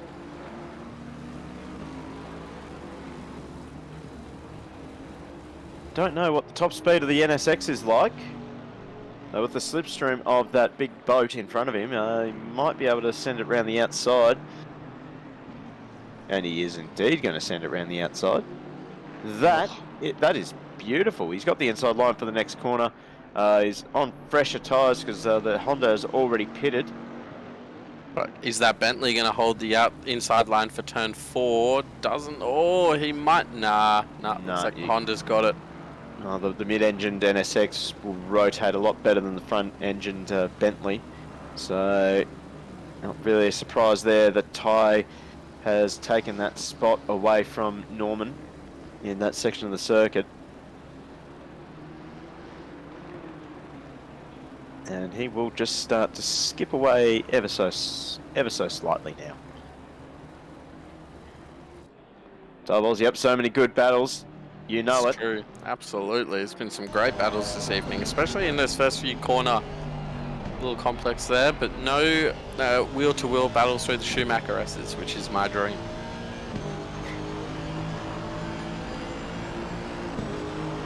Ooh, is Britt going to have is he close enough here to have a look into turn 1? He could be. Yes, he's going to look for it. He's going for the big old send. But Luke not having any of it. No, didn't leave a lot of room there. Definitely, Fluke not as far out as I thought when he came out of the pits. I thought it would be. I thought he'd have a bigger gap than that. Well, he did have to spend a lap to get the tyres up to temperature. True. So that has allowed Britt to close in, but I'm 99% sure that if Britt had come out in clear track, he would have the lead of this race. But unfortunately, coulda, woulda, shoulda. Monica's just sitting 2 seconds behind as well, so still in it. Gibbo out in front, but yet to pit. Here we go. Just curses. He's doing a great job so far in 22nd. Let's get this commentator's curse started. This is what you get for not telling me what car you're in, Jamie. Yep. Doing King such a of great job. It's not going to bin it going through the chicane, not going to bin it through the hairpin. AC, king of handing out commentators' curse. Touch wood, yeah. but you know, I'm gonna hopefully take nothing that crown. happens. I'm going to take that crown, don't you worry. Yeah, you're one up now, aren't you? Well, no, I still have a bit of a bone to pick with him because I went through the Suzuka stream for Sprint Series, and he was laying the commentator's curse nice and thick on both myself and Brad Cook. What do you know, later in the race, Brad Cook misjudges the front of his car, hits the back of me, I get turned around, he gets a penalty. Ah, dear. But this race, though, you're up 1-0 to me, aren't you? You dished out one commentator curse. You got that on your piece of paper? Yeah, well, I think it's actually 1-1 at the moment. Ah. But we're sort of keeping an eye on a bin for number 9 and a bin for 222 now. Stonks Memman, it's a magic trick, actually. Amazing commentator's curse. No, it's a great responsibility. I think, funny story actually, my first race I ever did with Octane Online Racing, rookies race around Spa, and I think you were commentating it, and I actually clipped it, because you had a competition going with the other commentator who was going to bin it first up Eau Rouge, and it was me. I don't remember that. I haven't... This is 2020, and it was my first race. I'll have to send you the video. I didn't commentate that one. I think I actually raced that one with my brother, and Oh, did you? yeah. Oh, I thought it might have been you on it. Might be wrong though. All right. And I've stepped up to commentating the Endurance Series and the special events with Octane. Yeah, right. So not commentating the sprints then, or rookies? No, not at the moment. I can't remember if it was a rookies or a or a sprint race. Because I raced in both. Wouldn't have been rookies because I don't think rookies. I don't think they're commentated. Yeah. Yeah. Here we go. We got Sonicus now. He's under. Sweet, definitely thought about it, didn't he? Yeah. That actually would have put you ahead in the commentator's curses if Sonicus had actually been clipped there. So glad I got this piece of paper. This is one of the best things I've got in this office.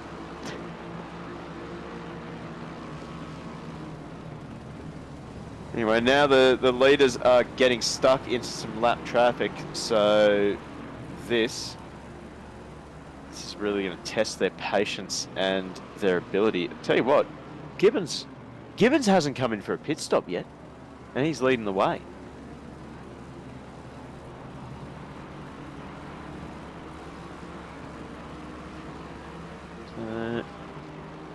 That's quite a stint from Callum Gibbons, as now our effective race leaders stuck in traffic. Oh, that BMW chose the perfect moment to bin it.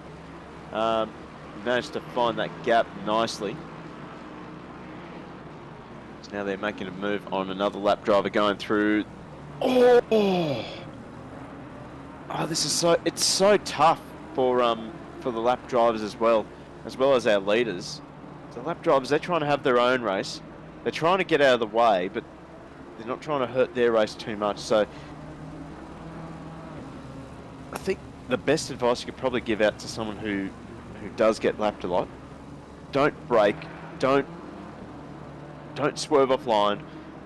Just ease off the throttle down the straight. Don't try and let people through on a corner. Absolutely. Again, coming up on another lap car who is doing exactly what I suggested he should do, and did Corey Sweet manage to get through? He did. So Sweet now he's going to be pretty frustrated by what happened at the carousel, but he's got pace. Tell you what. Anyone listening in chat who's interested, just put the link to my bin at Spa in the chat. It's a classic. Made me laugh. Had to clip it.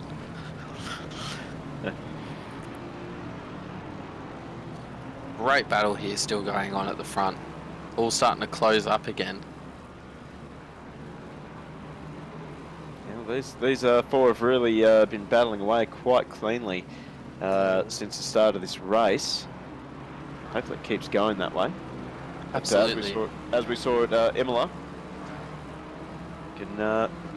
anything can go wrong, and well, at the time at Imola, I believe the Sonicus Lexus was not really that competitive at the time, but well, when everything started going wrong for everyone else around them, they just kept ticking on through. Keep checking the laps off, and well, that got them over the line first. So Robert Fluke doing everything right at the moment. He's it doesn't look like as if he's really driving in the mirror. You can see he's taking his normal race line, picking up the brakes at the right spot. Realistically, it just does come down to just having faith in your own car's pace, really. Yeah, I mean, cars, you know, have their strengths and their weaknesses. Well, drivers as well. Well, drivers yeah, as well. exactly. Like some drivers are just phenomenal under brakes, but others just have this weird ability to get a car rotated and off the corners really, really nicely. So All right. Fluke. Coming up to a third of the way into this race. Gibbons in the lead, but yet to make a pit stop.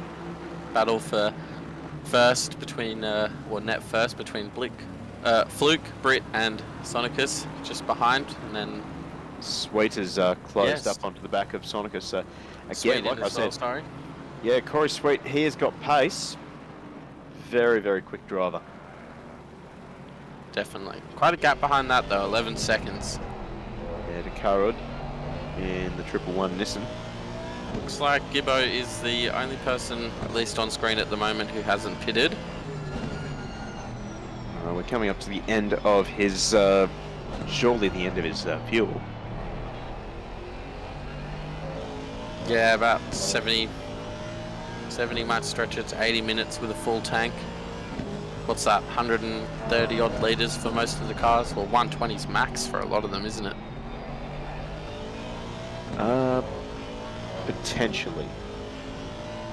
Sort of varies car to car, but I know, yeah, somewhere between the 100 to 130 is your max Oh, here tank. we go. Sonicus manages to get a great run through the Schumacher S, and he has got the move done, but Britt wants to hang on to it.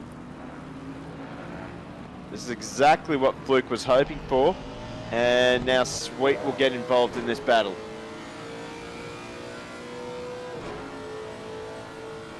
So that little battle, we'll see what it cost. What it cost these three.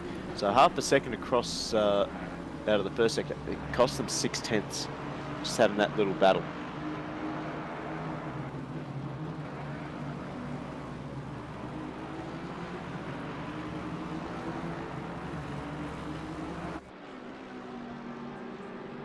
Anyway. Interesting to see. It doesn't look like anyone's in a position to make a move down into turn one. Sweet, not too far behind from Britt though, in the same car as well. They're going to have similar speed down the straight. Definitely close that gap a little bit. Yeah, that's Sweet. I've noticed this last lap. He is super aggressive on the brakes, heading into turn 3. Look at him close up onto the back of Britt. Likewise, Britt was able to get really aggressive on the brakes and close up onto the back of the Lexus.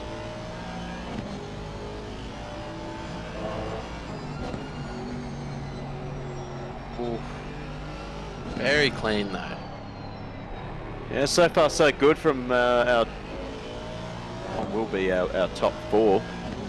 But what a stint from Callum Gibbons at the moment. More than an hour behind the wheel. But he's now starting to lose time, so this would be probably the best time for him to jump into pit lane. So he's either stuck in traffic, his tyres are screaming enough is enough. So we now got Ben Valet. No, we got Jamie Conboy. The commentator's curse is not no, not quite. Imagine the timing of that. Ah, race director, just doing race director things. Camera director.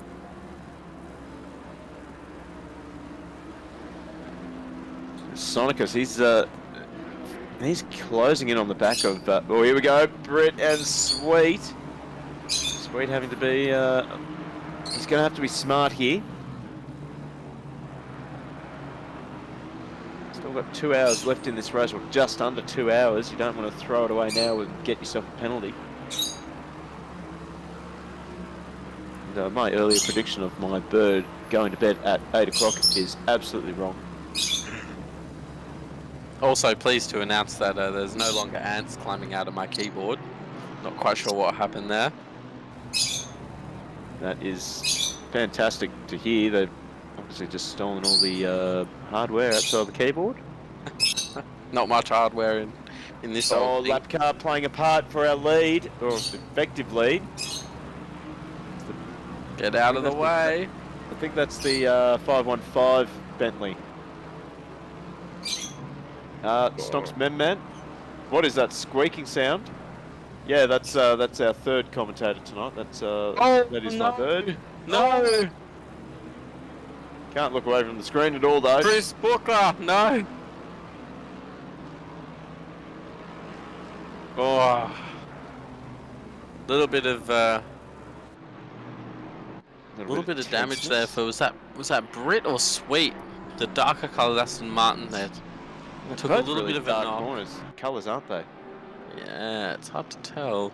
So Nikas though back up in P2. So he was able to take it. Yeah, he took a. Oh, so yeah, finally the Mercedes of Gibbons is coming from pit stop. Still behind the wheel by the looks of things, if I'm not mistaken. Oh no, he's got to check over the timing loop before it will update his name. There we go. So Weatherburn now into the 329 Mercedes. Monster stint there from Gibbons. Oh, thank you, Stonks. Much appreciated. Saw that. Yeah. Thanks, mate. Yeah. Rude. Oh yeah. What's that? That's heartbreaking. Band Stonks man. Oh, okay. I mean, if you want. Oh, my finger slipped. Just kidding. Oh, Convoy, come on, make that commentator's curse come true. You really want it, don't you? Absolutely do. That crown is mine, baby. Oh, holds on to it up into P19. Good Not a bad move. pass there. That was quite Nah, clean. that was good. Very, very clean. Tell you what, I'm going to start a commentator's curse war with him. Are they using Twitter? Oh, I get it. It's funny. Yeah, fire with the jokes tonight. Oh, the puns. When's Gibbo going to pit? He's already pitted. He just came out of the pits on the lap before, so he is no longer in the lead. Got a battle here for Bryce Meetings and the number 6 Mercedes with Real behind the wheel. Well, that worked out quite well. This number 6 Mercedes was in the wars a little bit earlier with Patrick Oliver behind the wheel. So they're on a bit of a comeback trail.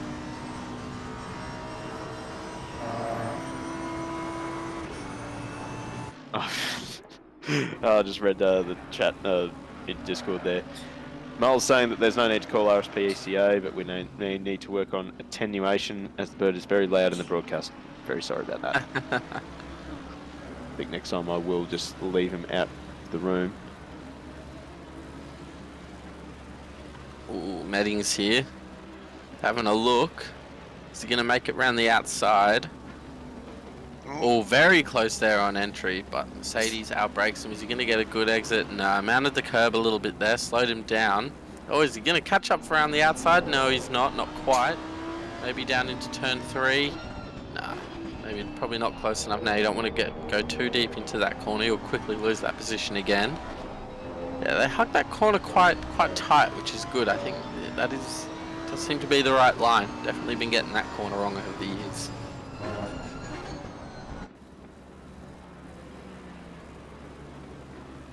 Very good though. All sort of settling into a rhythm now. The pace is They're sort of, you know, quite similar to the cars around them, which is good to see. Some good battles for sure. These two have got a little bit of clean air here. Quite lonely on track. Good little battle could ensue here.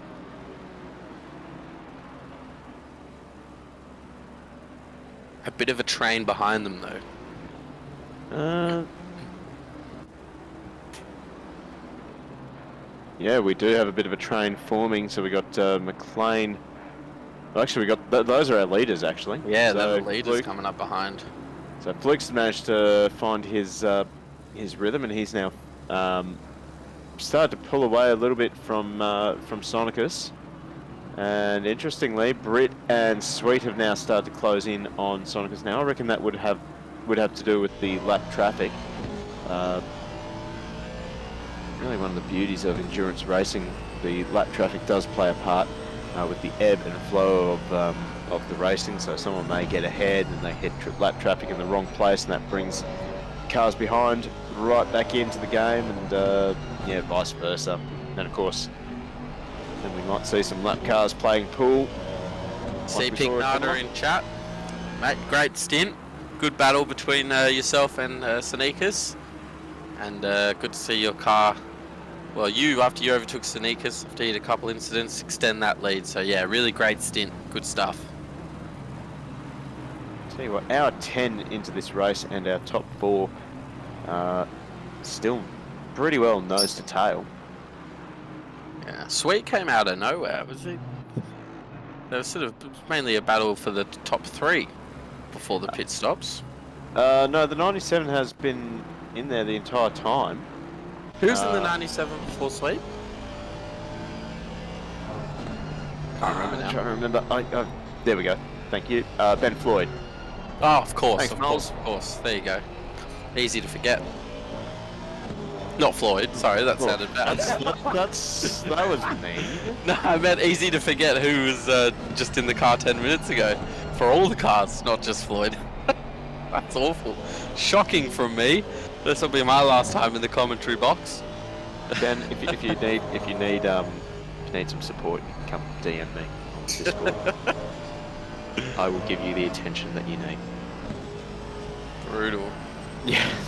Yeah, brutal from you, God. I know, shocking from me. Easy to forget the other drive. Oh, it's just Corey Sweet in the car.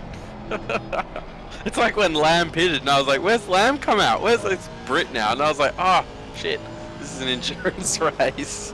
It's late. It's been a long week." It actually has not been a long week at all. I've been in isolation all week, and I have done nothing. Absolutely nothing. Mate, I was in isolation for round 1, and I feel you. It's tough, especially when you get to like day 4 and you got no symptoms and you feel 100%. And you're just sitting there going, "Well, yeah, can't do anything." I don't even have it. My housemate's got it, and I wasn't meant to be in the office all week this week doing inspections and stuff for work, and that all got cancelled, and don't really have anything else to do. And it's weird. You do nothing, and you hit 8 PM, and you're knackered. Which is odd, because I didn't do anything all day, every day this week. It's been so boring. But out on Tuesday, so looking forward to it. The freedom is nice. Absolutely. Well, Bigfoot in the golf liveried Kovac strain Aston. He's still, well, that 777 is now stuck behind the 326 again. Yeah, Pickford's got pace though, so could see that go up the order a little bit. Feel like P7's a little low for Pickford, so could build that up a little bit. There's quite a gap. What's that? A 25-second gap though between P5 and P6. So yeah, a bit of a lonely drive for the 111 Nissan. We got a good battle here. Scotes and Convoy. No. We focus on, yeah, so we got Scott Blair, so he's actually defending from Riskio. There's Jamie there, he still hasn't binned it. Oh, and I think that was Riskio up the inside. I think Blair let him through, did he? Sort of took my eyes off the broadcast for to check on chat. Oh, yeah, that is not very close. Oh, little that was switchback awkward. there. Little tap on the back. Oh no, they're both around. Oh no, the wow. Bentley keeps going. So That was BMW poetry in motion. That little, they both spin at the exact same rate. That looked awesome. Yeah, so Zaskas now, he's got to do that hard work again. Diabols, to answer your question, I actually watched Peep Show this week for, I think, the 6th time. Absolutely love that show. Highly recommend Peep Show on Stan. It's awesome. So funny. Good battle there. That Lamborghini's very close. Is he going to look up the inside? Lexus, towards the end of the straight, that Lexus top speed, it's quick, man. It's so quick. It just pulls. You think you're getting there as well. You think you're close, and it just seems to have an extra few kilometers an hour in the bag, and it just takes off. Oh, mate, following one of those cars at Paul Ricard down the Mistral Straight. Oh, that was tough, even in the GTR. Absolutely. There's nothing you can do. I've never thought I would see a car that was quicker in a straight line than the GTR. But here comes the Lexus. Oh, okay, apparently. I believe the Lexus was the first car to get buffed when to get nerfed when this game came out a few years ago. I drove it I was on Xbox actually back then, drove it in the league. And yeah, the Lexus was definitely the car of choice, much quicker. Good little battle here though. Yep, Real and Lee. So Lee back in the car, so they've made 2 of their pit stops. Now the Honda had been in the fence a little bit earlier in the race, I think about 30 minutes in. So they've already done their pit stop, so they are very much off sequence with everyone else around them. And it looks as though, well, Lee's still got 1 pit stop left. So, and he's battling away hard with the number 6 of Real. They're about 25 seconds off of Josh Hill in the 24 Porsche.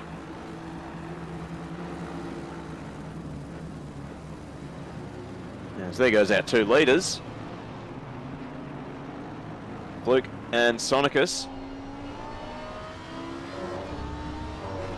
Now this is going to be patience testing here from Fluke. He's got Sonicus all over the back of him. He can't really afford to rush any of these moves on these lap cars. And, oh, Clockwork, they just nicely step out of the way. And, oh, our lead battle resumes, and so is that battle for 16th, 17th.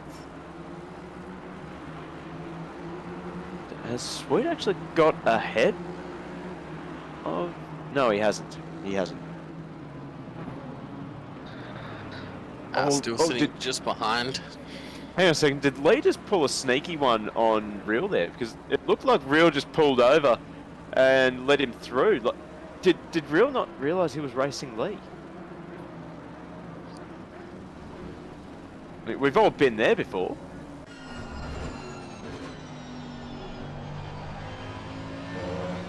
Well, anyway, so Lee, actually Real gets a good little view of our leaders as they're battling away up the back straight towards the final chicane.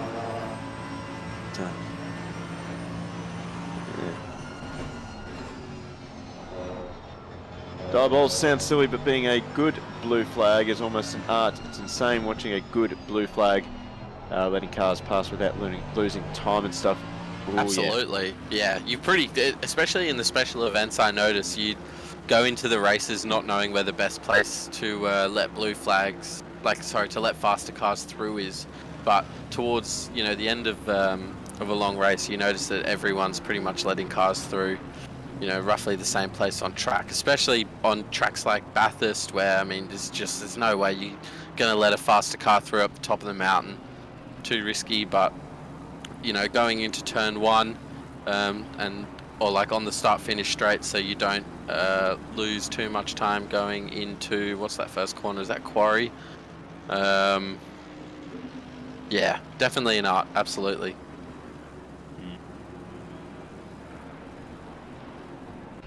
Bigger mate. Ever the perfectionist there, made some easy mistakes in my stint, could have gone faster and had a bigger gap. Yeah. Stonks, same. Yeah, good stuff, mate. Good stint from you, Stonks. No, I think he was responding to Scarnan. Yeah, that makes a lot more sense. Yep. Anyway. No, good stuff, Big. I mean, Nika's Yeah. made a couple mistakes there, but you look pretty clean. Well, yeah, Piggy, you've left a teammate Fluke in a really strong position at the moment. He's leading the way. I think if you manage to pull a gap on the 3 cars behind you, you've done pretty damn well. And mate, you pulled your weight already. You set pole, so good stuff. Yeah, you are being harsh on yourself. Chill, you did well. You did really well.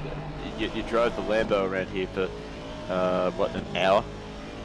That's a pretty good achievement in my books. Knowing how competitive these Octane fields can be, I would be pinching myself if I ever put it on pole. It's crazy. Indeed. We've got a little battle up ahead. Sonicus, I thought he was looking for a move up the outside of our leader, Fluke. Still nose to tail as they head down towards turn 3. Tell you what, that Honda of Aaron Lee, he's not involved in this battle, but he has got pace. He is matching our leaders. So if he hadn't had that bin earlier in the race, he'd be up there with these guys, I reckon.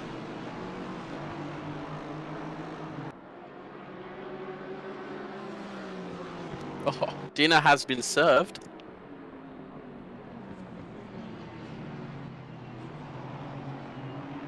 What? Well, I make sure to put my mic on mute when I'm having a little bite, so you don't have to listen to me munching my mic. I know my mic is quite sensitive. Okay, yeah, I just need a little bit more context to that. Oh, look at that, dinner has been served. I looked away for 2 seconds, thought I missed something. Like, did someone punt someone else? Someone bin someone else? Like, what? No, sorry, just my dinner is here. Got myself a nice little burger, little homemade burger. Oh yeah, very nice, very nice. What about everyone else in chat? What have you had for dinner? Quite a late dinner, actually. It's almost 9. Oh, that's all right. Better late than never. When you're in isolation, the days just merge into one and you lose sense of time. Like, my sleeping pattern is out of whack. Scarnan, snags, mate. Yeah, that sounds about right. No good burger comes without an egg. I actually kind of agree with that. Lamb shank soup, nice. Nice. And a wrap, okay. What sort of wrap was it? Was it Stonks?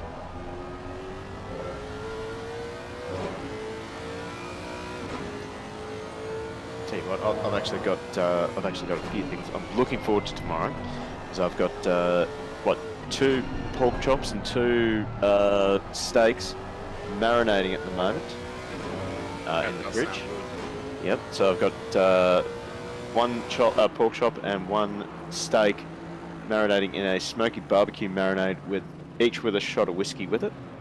Oh, very good. And I've decided to go a little bit crazy with my experimentation with the other 2, and I've gotten some lime and gin, and I'm marinating it with that. I'm just trying something.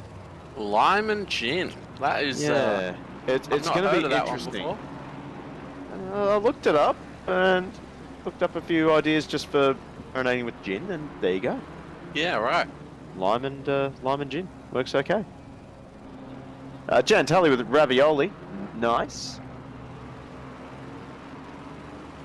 Chicken and cheese wrap for the Stomps. Don't know how to cook? Mate, get in there and try cooking. Keep it simple. No. Chicken and cheese wrap sounds awesome. No, you are not coming to my place for lunch tomorrow.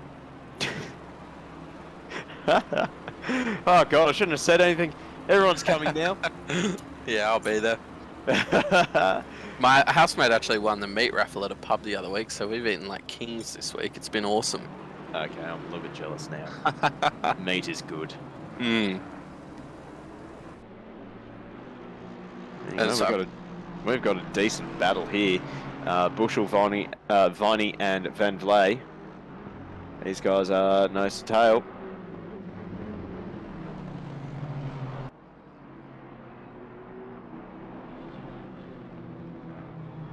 Neither one of these guys are looking like they've got a huge advantage over the other. So it should. No, I was thinking that. So is this a racing text chat or a bloody Gordon Ramsay show? I don't know anymore. We've started something. You know what? Actually, chat. I've got a piece of paper in front of me. Give me some marinating ideas. God, I want to try more things.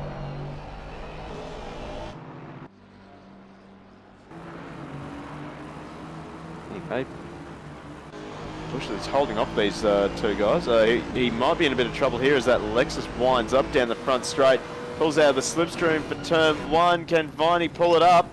He's got the overlap into turn 1, and Van Vley is going to sneak through as well. So Bushel one corner gets absolutely freight trained. Or maybe it was just strategically letting the two behind him through. I know that you can tuck in behind someone in the slipstream and save a bit of fuel, but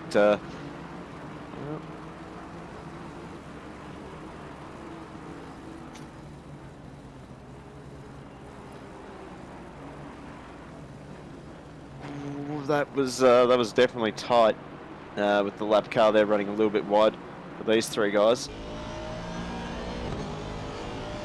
Bushel, maybe he's not done yet, so maybe I'm wrong that he was letting him through.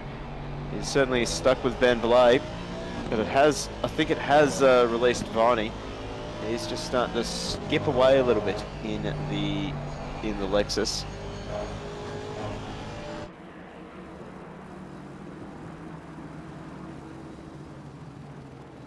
Now, Stonks, what a suggestion. Try cereal, but instead of milk, it's like wine or just some sort of alcohol. I don't know what to make of that. Do you guys think I'm an alcoholic? It does sound on par with your meat marinations. Not sure about gin marination. Okay. In my defence, when you do cook with that marinade with alcohol, when you start cooking it, the alcohol starts actually burns off, but you get left with the flavour. Yeah, fair enough. Okay. Well, could be on. Hang on. Tropical. No one enter anything in chat. I'm reading that from Jan. Tropical. Okay, I like the sound of that actually. That does look good. This is why I came to the commentary box, just for cooking tips. Coconut oil. Not here to commentate on a race. Wouldn't that be silly? Nah. This is a cooking show. This is a cooking channel now. I'm never going to commentate again. Excellent. I'll definitely keep that in mind, Jan. Anyway, Pickford and Malone still battling away. This battle has not been resolved. Pretty sure this started half an hour ago. So quite impressive for these two guys, actually. Very easy when you're chasing someone just to get a little bit offsided and you make a mistake and fall off the track. But these guys, they're both remaining rather consistent. Okay, interesting. Is that accurate info, Diabolts? I don't know. I looked at that as it's a cooking pun. There you go. Oh, God. Oh, yeah, I just started looking through the rest of the chat. We got a lot of cooking puns there.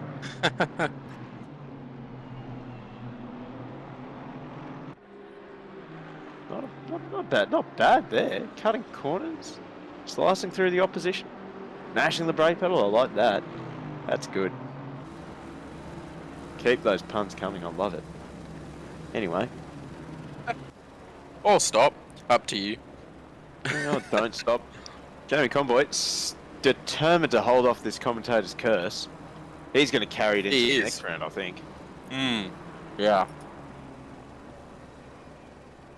He's currently chasing down Scotes, though, in the 333 Lexus. Yeah, he's moving up the order quite a bit now. You know, everyone's sort of done their first pit stop, settling back into positions. He definitely sort of started in the mid 20s. Was it 23rd or 24th? We checked in on him pretty early in the race. I believe it was in the mid 20s that that the 222 qualified. But, Yeah, so he's doing well. Yeah, he's doing a great job. And he is avoiding that commentator's curse. So we'll have to lay that on a little bit thicker. Give me a minute. Now, here we go. Villalonga. Good effort from another one of our Nissan competitors. He's all over the back of Weatherburn now. Sort of ignoring the class designations at the moment, as we've been informed that's not accurate anymore. But yeah, no longer now. He's battling away pretty hard with Weatherburn.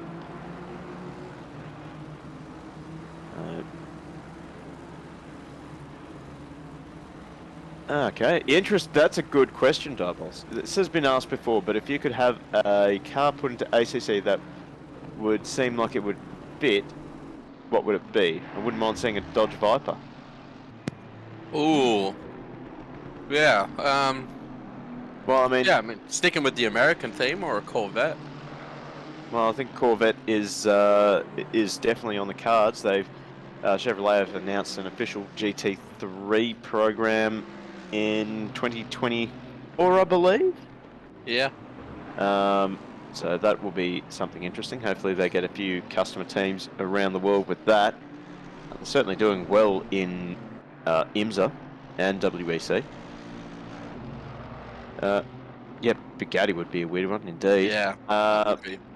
What I would love to see, I've said it before, I'd love to see GT2 appear in ACC, but I really, really, really, really want to see the GT500 cars from the Super GT series make it into ACC. That would be cool. Absolutely. I'm really looking forward to this year of Super GT, actually. Nissan, they've... curses to them, they got rid of the mighty GTR, and they're running the new Z400. It's looking like it's going to be a very competitive season, that's for sure, in both GT500 and GT300.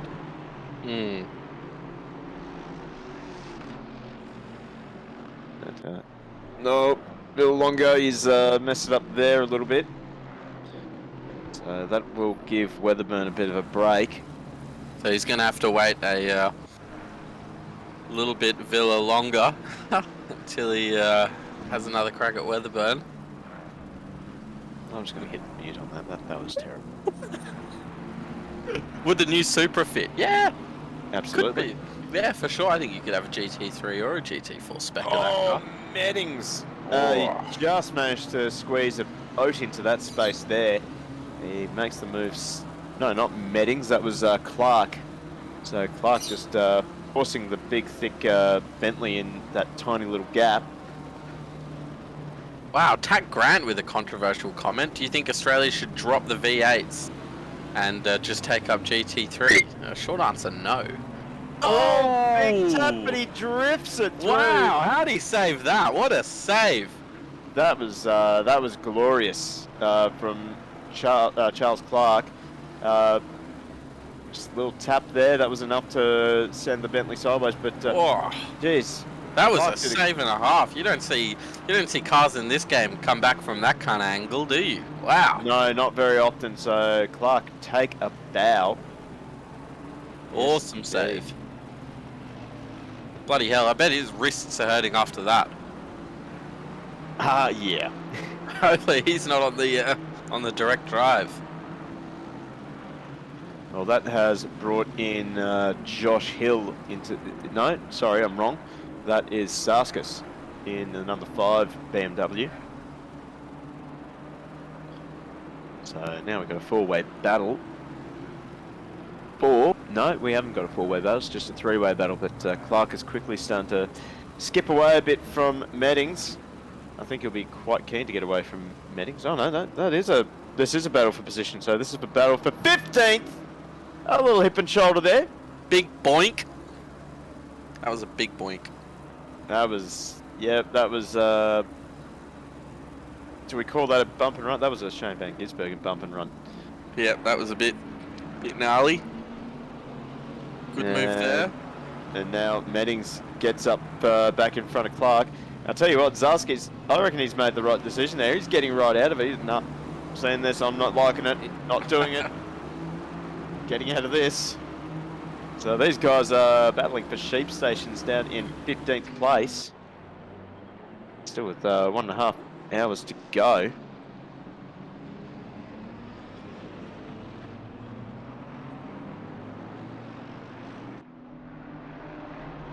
Lamb's made another pit, sitting in P9. Yep, so the number 3, Aston is just made a driver change. So, we're starting seeing pit stops all the way through now. So Fluke going long again, but his 3 main competitors are all going for the undercut. Didn't really work out very well for him in the first round of stops. We'll see how it works out this time. See if they get some clear track coming out of pit lane. We're right on board with Charles Clark as he closes right up onto the back and he just drifts it. Wow. Drifting all the way around there, jeez. Definitely drifting. Hang on a second, I'm going to put on a good, was it Butler voice? So, would you like your drifts shaken on or stirred? Stirred. Always stirred. We're done. We're not coming back. That's it. We've been fired. Yep. Oh dear. Oh everyone, it was great. It was great to be here. Oh dear.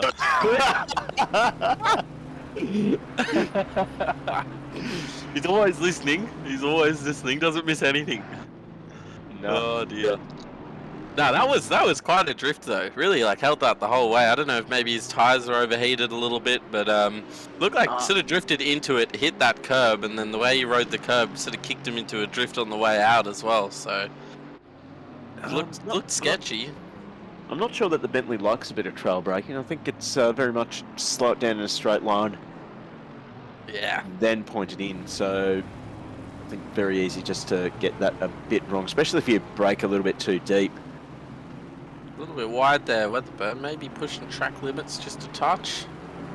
We'll find out the fun way if someone gets a penalty. Yeah, keep your eye on Weatherburn then. Looked very close. Looked close. Might not be up for a penalty, but even just to a track limits warning. How fast is, I'm assuming, Weatherburn catching up onto Pickford? That's a good question. The gap is just 0.3 of a second now, so definitely Weatherburn has got the pace at the moment, and Villalonga, he's not out of it yet either. Just in that Nissan. We're seeing now Weatherburn, he seems to go for that double apex through the carousel. As that battle for 15th still going on. We got Meddings and Clark. Still nose to tail, they just flashed through our camera there. Yeah, it looked like he must have had a little incident. Seems to be he's pushing really hard. I mean, he's gone wide a few times now.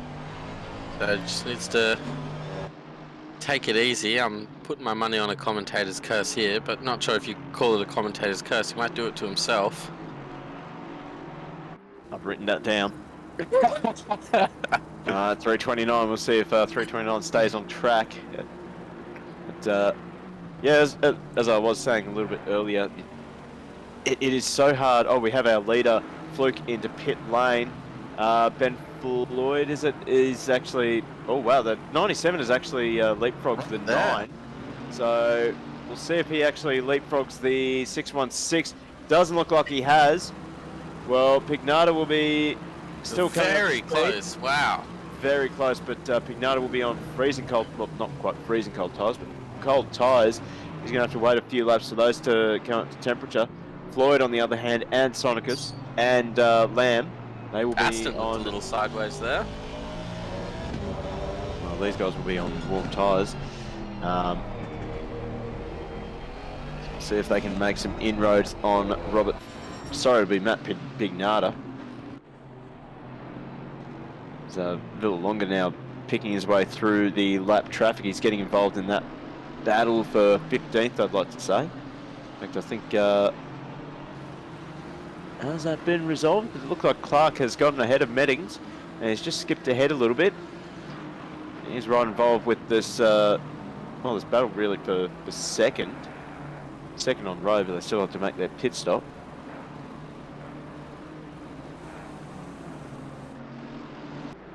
And, as I was trying to say a little bit earlier, for Weatherburn, really just have to relax into your rhythm and just allow the driver in front to make mistakes. It's not really about making no mistakes, it's about making less mistakes than everyone else around you. And that's a great question from Stonks.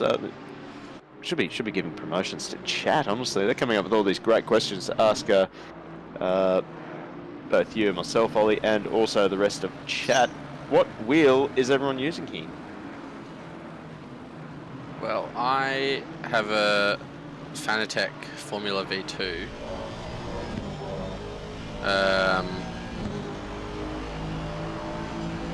Yeah, Fanatec Formula V2 with the Club Sport.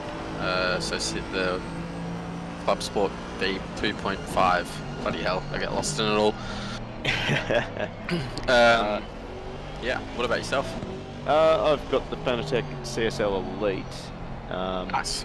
I've got a bit of a collection of rims actually. I've got the V2.5 Formula rim, the F1, the F1 Elite rim, and just some standard round wheel. I got a round wheel as well. I like to use that on AC or Dirt Rally. Quite good fun.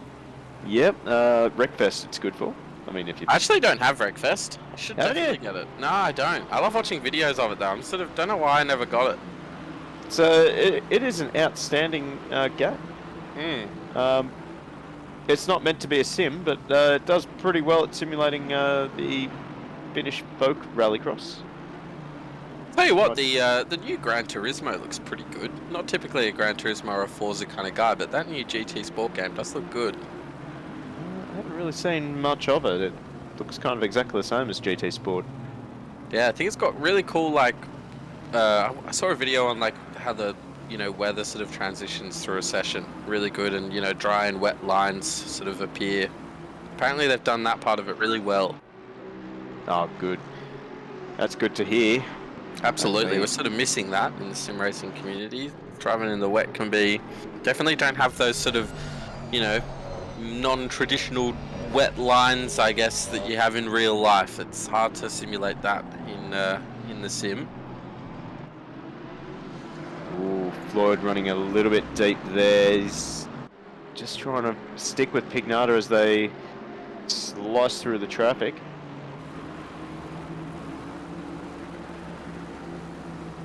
And at the same time, Lamb trying to make a move on the Sonic. No, sorry, I've got that wrong.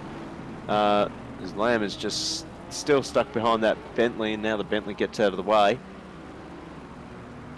Sonic is looking a bit racy at the moment. Oh, look at this. This is not going to be good for Pignata. Oh. And this is for position as well. With Weatherburn, the Golf Aston, that'd be Pickford. So this is all for position. Place your bets. Who's going to get sent to Narnia? It's going to be Sonicus. He's turned around Pickford. And you're not going to believe it, Ollie. That is another Comto's curse for you. It's happened. Yep, you cursed Sonicus. It's come true. I have a feeling he might be in with a slap on the wrist from the stewards there. Did I have a curse on Sonicus, or was it Weatherburn? You did. I noticed it. I've noted it down. There you go. You got one on Weatherburn as well. The pen and paper doesn't lie. Yep, that's right. F's in chat. Yep, yes indeed, for our poor soul Pickford. sent to oblivion. Yep. Off to Narnia he went. Straight through the portal. Unfortunately, Pickford, you did get caught up in the commentator's curse. So, not my fault though. I'll cop that one. Noted. Cue the race Anyway. control noted message. Anyway, so Floyd now this is now the battle for second on track. Harold now into pit lane, so the 111 Nissan out of the lead. So now we're back to as we were. Pignata, Floyd, Lamb and Sonicus. Rude out in front, but yet to make another pit stop. Well, 21 seconds out in front.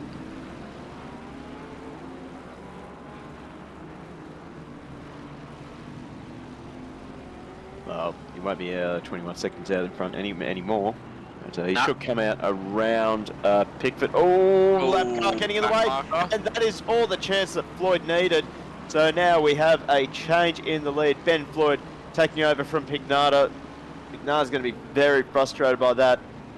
Now, right now, the big challenge for Pignata will just be to refocus, let it go, and try and get that position back from Floyd. But great opportunistic driving from Floyd. Got to take the chances when they present themselves. Absolutely. Pignata right on his tail though. Oh yeah, it's not over. I'm definitely not going to let that slide. Hour 15 to go in this race as well. Almost hour 15. Well past the halfway mark in this top four. Only a few seconds between them. Sonikas has dropped back a little bit. Pickford and the Aston still managed to hold on to that P6 position, but 9 seconds back from Weatherburn. Almost 10 seconds. Oh, those guys will not be staying in 5th or 6th. No, yet to pit. Yep. Then we go back 24 seconds to Misson in the Nissan. Not going to lose two, like might drop down to, oh, where are your position? Where's your prediction? I mean, you got a 24-second gap to Misson in the Nissan, 12-second gap then back to Pass in the Nissan. Got a battle here between Johnson and Bab. Bab just makes it round. Oh no, sorry, Johnson and Lee. Is that Johnson and Lee? Yeah. It is. So Johnson actually getting the move done on Lee.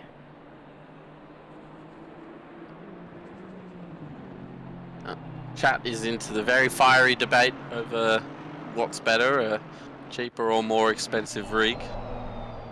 Well, that's the thing. I mean, I know a guy in one of the other leagues that I broadcast for. They one of the fastest drivers they have. He's running a G27. Yeah, definitely. He is quick.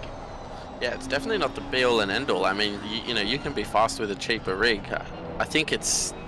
Oh, looking down the inside there, was that a lapped car? I think it might have been. It was a lapped car, so Pignata following Floyd through. He's desperate not to let the 97 skip away.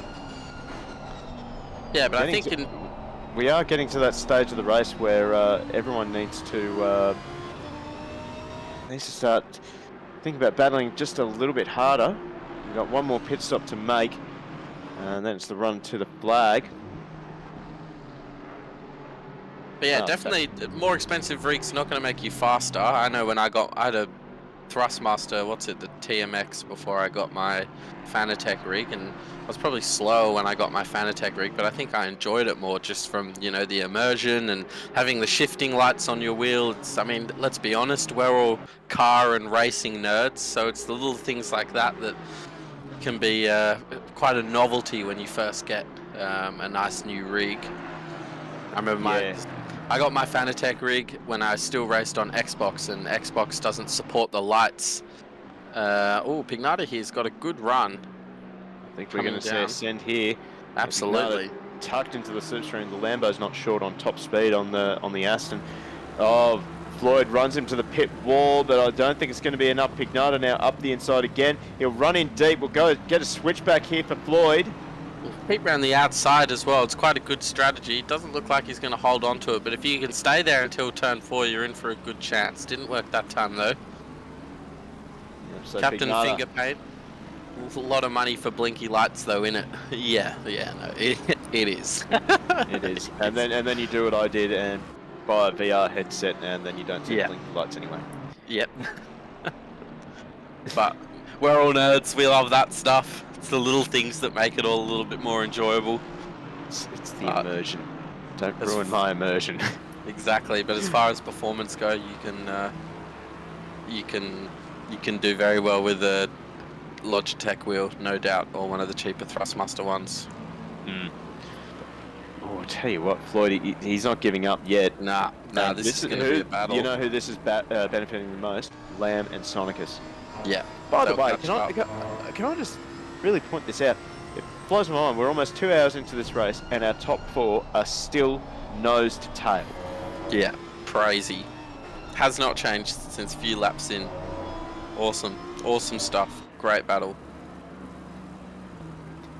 Stonks, what do you think? What do you think on VR for sim racing? For me, I love it personally. Took me a little while just to get my head around the motion sickness, but now I don't feel any motion sickness anymore. Just it's I think it's fairly cost effective, really, in comparison to triple screen. I don't know. It didn't really cost up triple screen. Would you do long stints in VR, or is that a little bit too much? Yeah, I would. Do a long stint in VR? Yeah, well, I raced at WEC League as well, and our first race was 90 minutes around Sebring. That was a mistake. Then we got a 2-hour race at Spa next Saturday night. So yeah.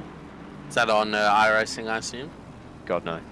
No. The OG Assetto.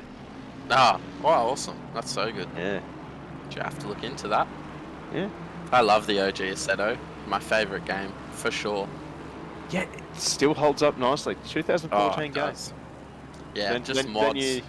Then you get the custom shaders patch, and oh wow, you're playing a set of Corsa Competizione. Exactly, absolutely. No, I love it. It's so good. And anyway, we're focusing on ACC at the moment.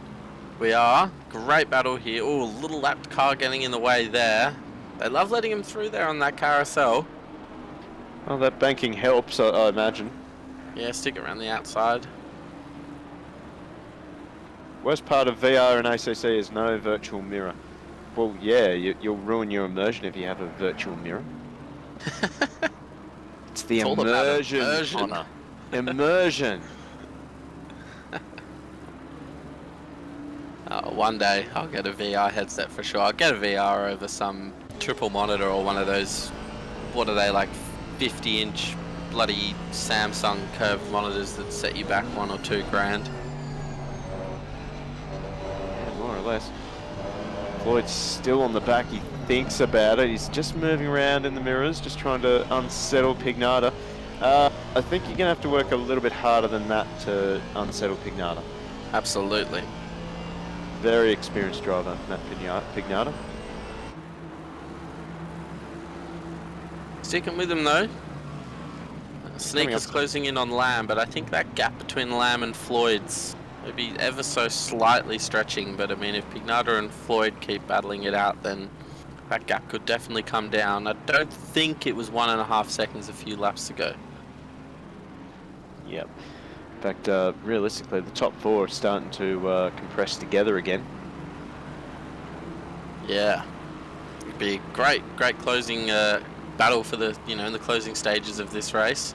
Well, we won't say too much more on it because I don't want to commentate curse that. No, I want this battle to go all the way to the last second. Oh, that Bentley makes me nervous. He's gotten out of the way of our leaders quite nicely. I think that was the 515 Bentley again. I think they've been in a little bit of the wars tonight.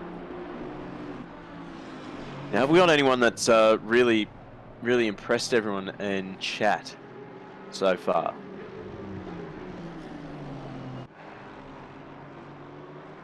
So unfortunately, I didn't really get a quick look at the qualifying times, but I mean, Steve Lewis is up to P14. I can mention him a few times. A bit of favouritism because he's my special event teammate, but he did start in the started in the late 20s, so doing really well to climb up to P14. Not really a pro driver either, sort of more a pro-am driver, so good to see him up there. Oh, that was tight between Bab and Herbert. And phased through each other there, still going. Oh Ooh. man, that was Code Brown right there. Anyway, back to our leaders, Floyd and Pignata. Stonks, man. Holy shit, Lewis. Wow, yeah, he started like dead last. Yeah, he's done well. I don't think that he was quite dead last. Conboy, impressive dodging the aimed curses. Yeah, worth a mention. Sitting down in P20. He's climbed a couple of spaces. Not sure what happened there, but yeah, no, he's doing well. There's still time, though. There's still time. Matty, he's pretty keen on him copping that commentator's curse, so we'll see. We started something in the commentators chat, so yeah, it's on. Still got 66 minutes. But no, in all seriousness, he has done quite a good job getting into the top 20. I believe they were down near 30th or something. Attack Grant, making my wife watch this on our TV. So could you say hi, Kirsty Grant? Hi, Kirsty Grant. I would not put my partner through that. Very, very brave. Well, Herbert and Bab, these two are still going at it. Bab's running Herbert all the way to the pit wall again. I think this time Herbert's going to have his man going into turn number 1. Unless he can't pull it up. And Bab almost gives him a little nudge on the apex.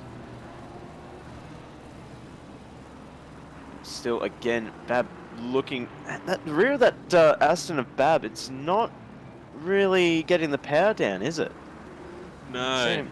Seen him twice now in 2 laps. He's had a bit of a slide on. He absolutely monsters that curb there.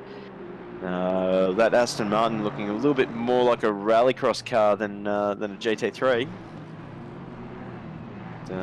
Back at the front, Sonicus still closing in on the back of Lamb. Oh, thank you, Kirsty. Oh, love you too.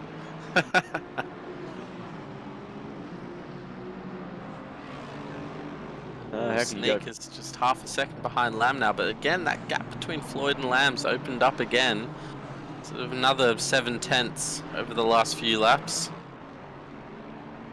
Yeah, I'd say they've been getting a little bit lucky with the traffic. But again, our leaders coming up onto a little bit more lap traffic in front of them, and I would say that those 2 cars are battling. I think one of them's actually gotten out of the way of our leaders. So, play on for Floyd and Pignata.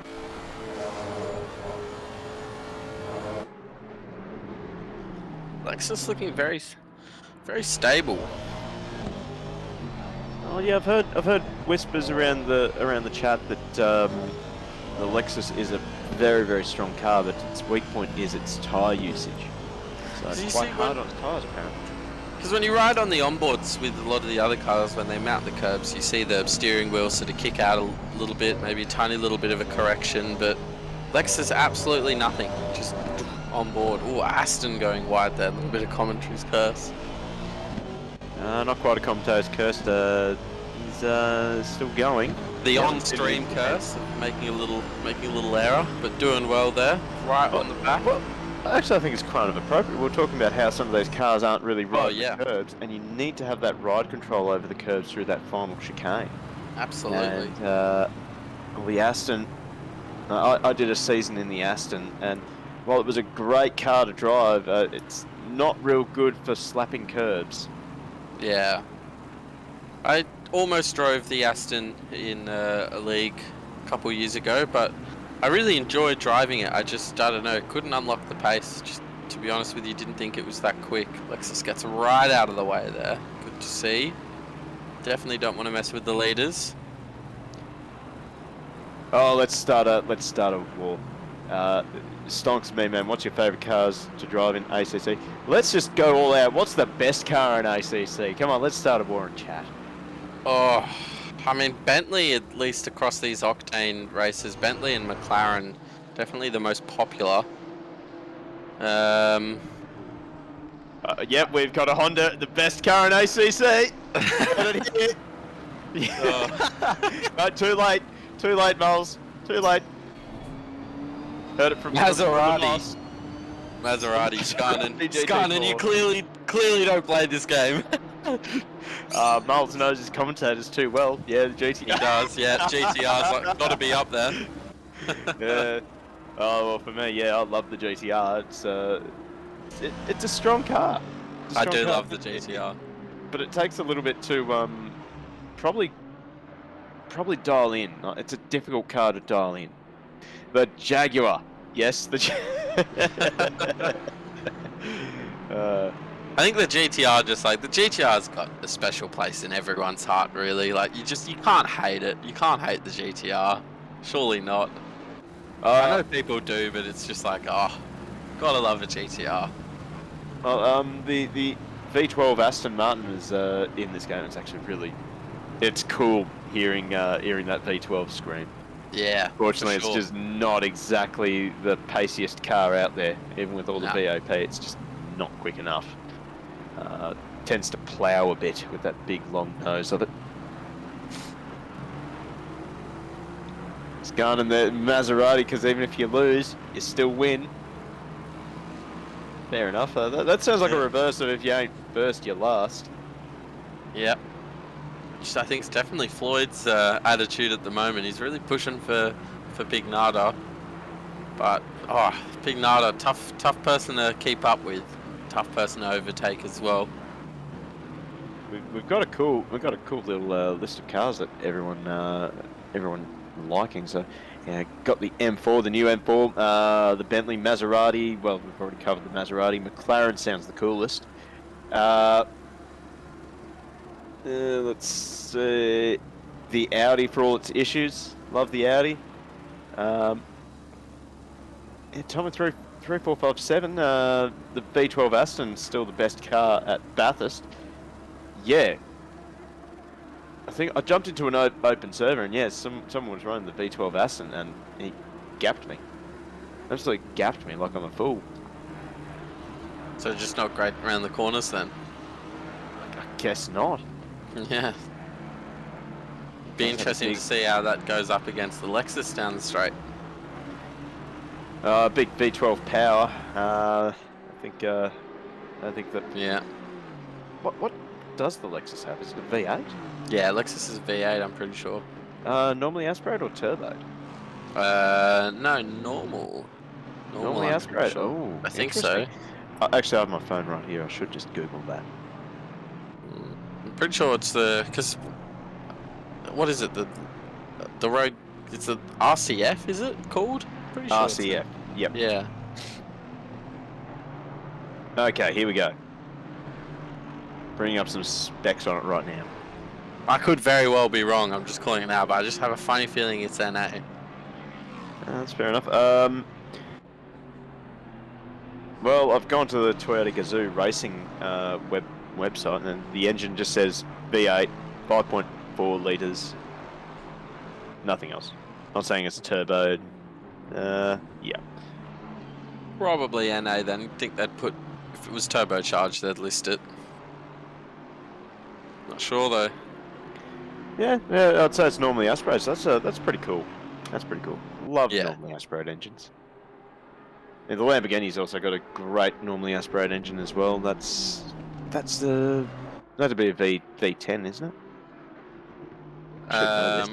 What? Sorry? Or are they still running the V12 in the Lambo? No, the Lambo's the V10, and isn't it the same engine that's in the Audi? I think the road version it's the same floor plan as the Audi R8. Yeah. I know that much. Oh, Floyd's stuffed up that chicane. He's going to send it anyway into the hairpin, trying to not lose any time. Oh, Durbol's there. The brake boards into the second last corner just got taken out. That could be interesting. It's finally happened. And confirm, it is a 540 horsepower naturally aspirated V8 in the RCF GT3. There you go.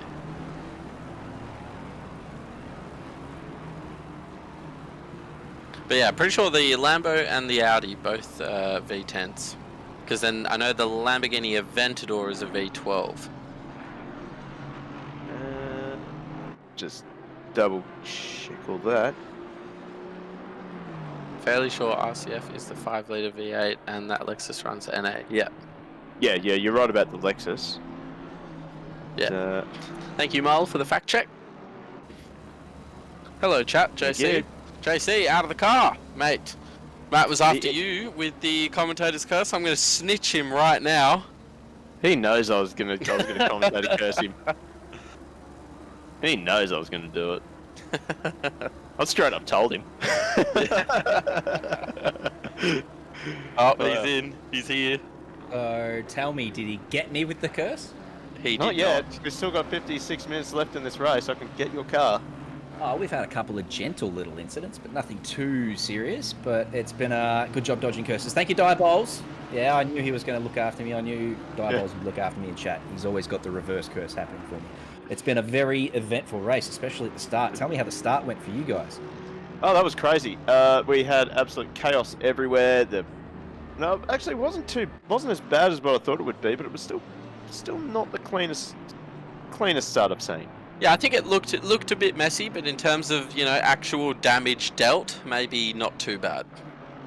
Couple little taps, couple little spins, one person hit the wall, but no, you know, race-ending 5 minutes in the pit lane kind of nonsense. So it was, yeah, good. Yeah, agreed. There wasn't anything super serious that caused a safety car, but I tell you what, it was all hands on deck in the steward's room. So after this, I want everyone here in chat to go and give a big thanks to Megan D. Megan D has basically soloed this for us. We've obviously got a couple of sicknesses and she's the first time race director, almost first time stewarding this sort of event. She's absolutely stuck her hand up and has nailed it, especially in that first, as I said, 20 minutes where it might have looked a bit quiet for you guys, but in there it was all hands on deck. It was a fireplace in there. So well done to Megan D. As I said, everyone go and give her a hug after this. Yeah, well done, Meg. Super good stuff. Those penalties were dished out pretty quick, so very good job. Brings us on to the next point. These events completely run by volunteers. So yeah, huge shout out to everyone who's given up their time to make this event happen, especially the entire team at Octane as well. And in the same vein, nice work to you boys. I think this is your first endurance. You've done the whole 3-hour shift first bat, is that correct? Yep, thank you very much. Nice work, Ollie. What about you, man? I think you did the first round, didn't you? Yeah, I did round 1 at Imola. Yeah, I'm having fun. So we're giving Megan D a hug. We're giving Matt and Ollie a hug. We're giving hugs on. Let's go. Let's get all the hugs going. There's so much love in this commentary box. I love it. There is. Hugs to Mull as well. Is this for position down here? Is this Johan having a little look at Gibbo down in the turn 1? I think he was going to, but that blue flag, not necessarily getting in the way, but just putting it would have been enough to put him off. Yeah. Yeah, for sure. Yeah, it has been a little bit dicey with some of the lap cars, but everyone has been trying to behave themselves as best as possible. Probably the less experienced drivers have been just getting a little bit caught up here and there, but otherwise, everyone's been doing a pretty damn good job. Oh yeah, you also missed our cooking segment as well, Jamie. Oh, tell me about that. Oh yeah, well, we're rebranding. It's a cooking show now. Yeah, Octane Cooking Racing. Got a good. Well, I mean, Matty was telling us about his gin marinated pork, was it? Pork and steak, yes. Yep. And then Jan Tully came in with a good. So hang on, sorry, as in gin, as in the alcohol? Yes. Yeah, okay, so gin marinated meat. Pork and steak, yeah. Well, I mean, I tried marinating a steak with whiskey, and it worked pretty well. He calls it a marinade, but I think he's going to cook the pork and then pour the gin on afterwards. And then I jumped in, I rudely interrupted you there before you told me what Jan Tully was cooking. I'd love to hear that. What was Jan Tully cooking? Oh, that was She had ginger in it. Let's see, it was a tropical steak. Got it written down here. So I had a pineapple, because Mulls loves that. Coconut oil, had some soy sauce, ginger, honey, and garlic. Wowee, my taste buds are on fire now. That sounds very good to me. Yeah, it does. I'm going to have to give that a try as soon as possible. Oh, JC, $20. Megan D, more like Legend D. Oh, I'll say That's for Megan. Yeah, absolutely. Yep. So, Megan, just enough how Megan, difficult it can get in that commentary, in that steward's box. Even with a team of sort of 6 or 7 around you, it gets stressful in there. So the fact that she started off basically by herself is a massive wrap for her. yes, indeed, and great to see members of the community stepping up and making sure these events happen. Absolutely, the more the merrier. We're frying tyres as well. Tack Grant back at it with the cooking puns. Oh, just when you thought it was all over. It's never all over. This man can't stop. Poor Kirsty sitting next to him. He's getting all these puns. She should be pulling her hair out. I'm sorry, Kirsty. You know, to be fair, I can always just close down my YouTube window, but yeah, Kirsty lives with him. That's true. Sorry, is Kirsty the name of your bird? No. No, Kirsty's that's Tack Grant's wife. Yeah. Oh, right. So, what name of the bird? I heard a little tweeter in the background there. Who was that? Yeah, Knowles has put in a little complaint that my bird is too loud. But yeah, my bird has finally gone to sleep, and his name is Chitter. Oh, what a cutie. Yeah, he goes okay most of the time. He's definitely out to the world now. There'll be no more tweets in this race. Yeah, I can tell. I could. It was loud and clear. Oh yeah, he's not shy about getting involved in the commentary. Yeah, he chipped in a little bit, chirped in. Oh, Christ. I'm just Chirp gonna the tyres. through the order here. Very impressive seeing Matt Pinata up the front there, stepping in as a substitute tonight, just quietly. So very impressive work getting into the Lambo, which I don't think he's had much experience in. Actually, no, I might be lying there. I think oh, hang on, never mind that. You nearly had a hit ball there from Senecas. Goodness me. That was just his tofu delivery method. That was clean. I reckon that was totally intentional. That. Let's have a look here on board as he comes into the pit lane, gets a little tail happy there, manages to save it nicely. Do you reckon the cup of water in the drink holder spilled any water then? Absolutely. It's all over him now. So yeah, Matt Pinata here, substituting in for Connor Kingston, doing very nice out there in the Lambo. Robert Fluke, his teammate, they've been very quick this season. Floyd, Lamb, Senecas, missing the usual suspects up there in the top 5, all looking pretty handy. Good to see that. Zachary James, another one who is stepping in as a substitute tonight, so also doing very nicely in the car. I don't think he's had too much experience. I say that actually, he won the 12 Hours of Silverstone in that car at the end of last year, so I'll hold my tongue there a bit. He knows his way around the BMW. Carl Johnson for the Kovacs team up there in P7. Pass in P8. I tell you what, Pass in P8, that's pretty handy. I'm pretty sure, correct me if I'm wrong, Pass, and give me a slapping in the Discord afterwards, but I'm pretty sure he's come from the Rookie Series to place himself up there in 8th. So that's a great effort if I have got my facts correct there. Then we're on board with Gibbo here, who did very nicely. I think he's the Pro-Am victor with Jacob Weatherburn in the first race in Imola, if I'm not mistaken there. Senecas has served that penalty in the pit stop, so now he's cleared all of their mandatories. Floyd's Pinata's opened that gap a little bit to Floyd, but Lamb's still sort of sitting around that 1 second mark behind Floyd. So, yeah, good to see Pig is, a little disappointed with himself after that first stint, but hopefully in his eyes he's redeemed himself. He's done very well. Oh, mate, you'd forget all about the first stint if you managed to pull home P1, wouldn't you? Oh, absolutely. He hopped in chat after his stint and said he was all upset with himself that he hadn't driven fast enough, but we were like, mate, it looked almost flawless. It's not a bad effort. You put your teammate out in front, you should be happy, but I guess Pignata's a little bit more a perfectionist than me. Pass is indeed a rookie. Thank you, Paul. That's a great effort up there in P8. Who is Pass's teammate? If you know that one, Paul Cranich. Interested to know. There we go. Villalonga, of course. They're both very quick rookies. So there you go. What a performance from those guys if they can manage to bring it home in the next 47 minutes. That's a great effort. They're up in very, very good company there. Just a little bit behind Sonicus, but Sonicus already made all these pit stops. I just sort of also wanted to point out, I noticed that just as we focused on the number 9 Lexus when it dropped into pit lane, they had dropped behind Lamb to a gap of 5 seconds. So they were right on the back of the number 3, but something's obviously happened for him to lose that much time. I wonder if that pit stop in that case was planned. Yeah.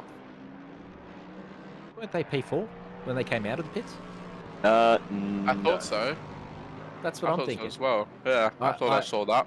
On top of the issues that you're thinking, Matty, I think they've had another issue, unless you want to correct me. I think they were P4 when they came out of the pits, weren't they?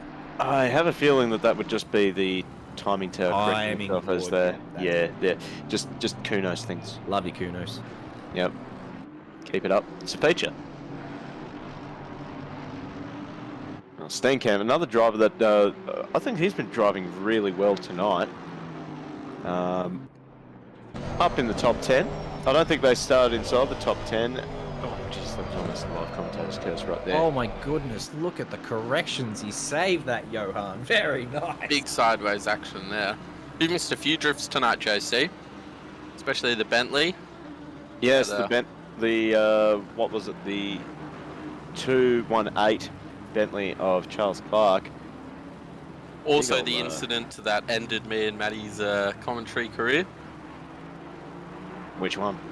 The Bentley, the Butler posh. Oh yeah, that's right. Yeah. We're going to be banned from commentary after this one. I'll tell you what. Just for that impression of a Butler, that was not good.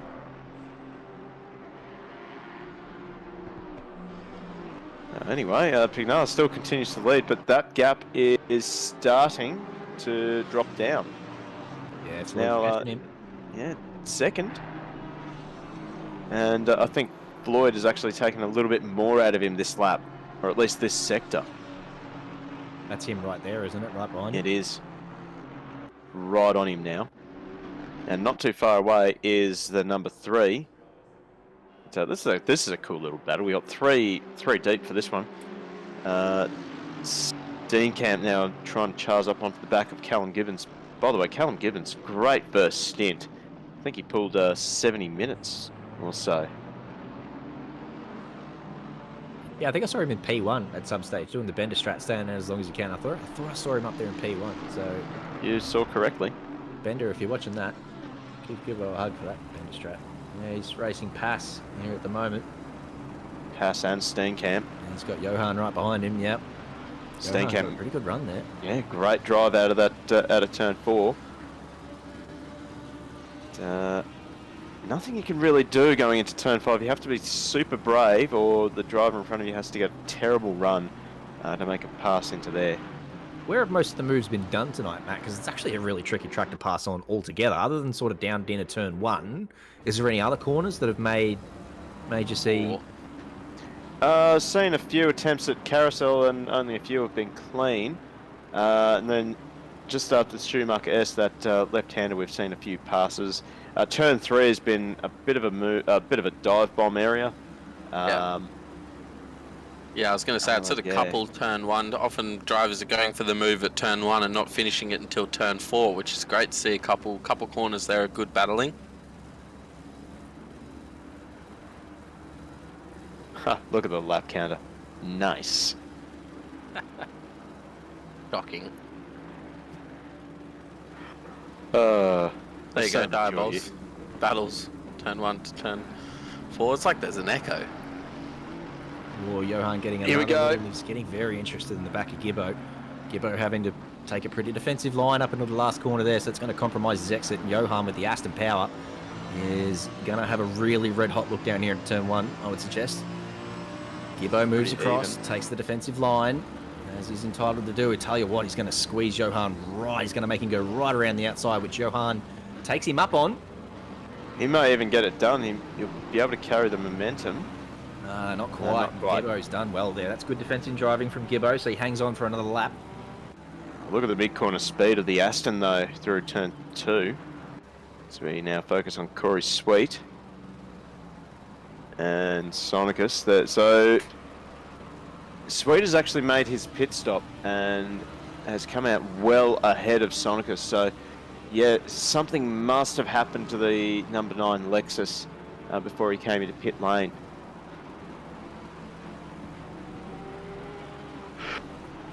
Johan really knocking on this door now. Oh, he wants this position. Gibbo, I think, will be asking Pass to get a move on ever so nicely. I'm sure he'll be asking him to move up. Quite subtle, do you think? No. I'm not sure. Honestly, Gibbo. That pause. I'm still learning about Gibbo. He's a very, very handsome gentleman. I'll give you that much. But in terms of his personality, I don't know whether he'd be yelling at the computer screen here, trying to get past to move on, or if he'd just be biding his time. I know he wouldn't be feeling the pressure from Johan. I'll give you that. He's a very calm and collected driver. I think you just answered the question there. If you're calm and cool about the driver behind, you're going to be calm and cool about the driver in front too. Oh, both cars simultaneously. I don't know if there was a touch there. There was. That one out. I don't know what happened there, but it looked like both cars at the same time. There have to be a touch there, surely. We're going to get an instant replay of that now. So Gibbo right up behind Pass. Johan's come from a long way back if this is a touch. He has sent that from West Australia. Oh, there he is. Only just touched him. Oh, and no Gibbo's way. going to come off the worst out of that too, because he has hit the wall pretty hard there. So you won't believe this. That is another commentator's curse for me. It is. Wowee. Yep. That is. We're on fire tonight. Oh, no. Well, it's 2-2 at the moment between you and me, Ollie. Oh, just don't tell the drivers after the race. Hopefully they don't go back and watch the stream. They all watch it back. Don't worry Chuck about it on mute, boys. Chuck it on mute. It wasn't me, I promise. It's okay at this point. It's okay at this point. JC is in the commentary box, so we can just blame it on him. Yeah. There was some angry letters coming your way, Matt. They're watching it back. They're listening, and they know it's not me. That's okay. I know some posties who are friends of mine. They'll redirect them. So, yeah, that's super disappointing there for Gibbo. They were looking really strong up there inside the top 10. Johan as well will also be disappointed.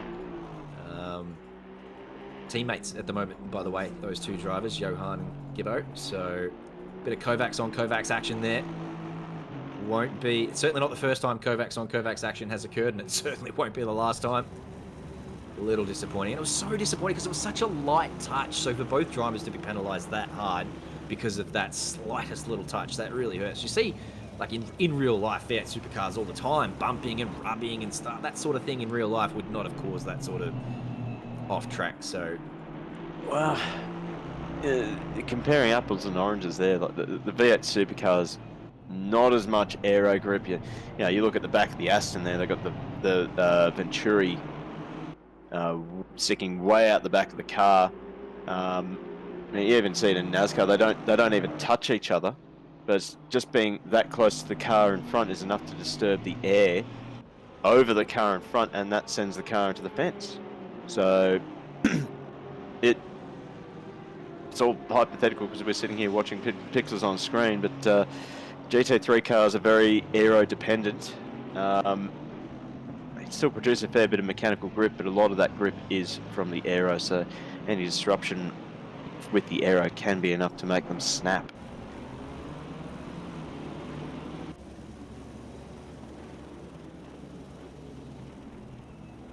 Anyway, missing up to second at the moment, still needs to make his pit stop, the same as Pignata. Sweet, the first of the cars that have made all their pit stops, and they're actually ahead of the number 3. So Sweet has done a fantastic job getting the overcut.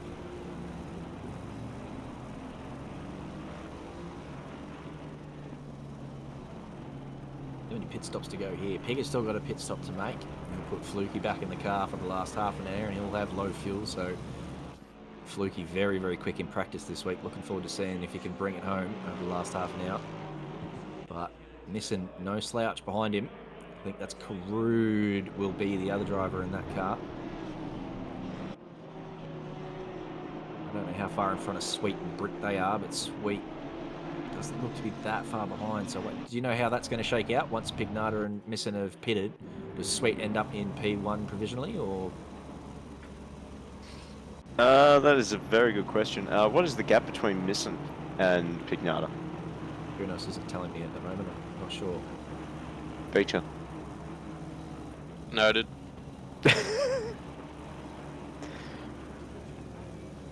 We'll find out in a second as they... or not.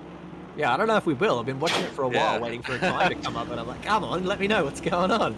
Well, I'm going to guess... the start-finish line now. Misson shouldn't be that far behind him, and there's no time. So, can't really work out how far behind Misson is, and therefore how far Sweet is. Well, well, Sweet is about 9.6 seconds behind Misson, as we can see right here. No, Pickett's the line. Misson's coming through the last sector now. So Misson's a good 25, sort of 30 seconds off Pigger. Yeah, I was going to say, before they pitted, I thought Misson was sort of down in, it was like P6, P7. So he'll slot in maybe behind James. Oh, yeah.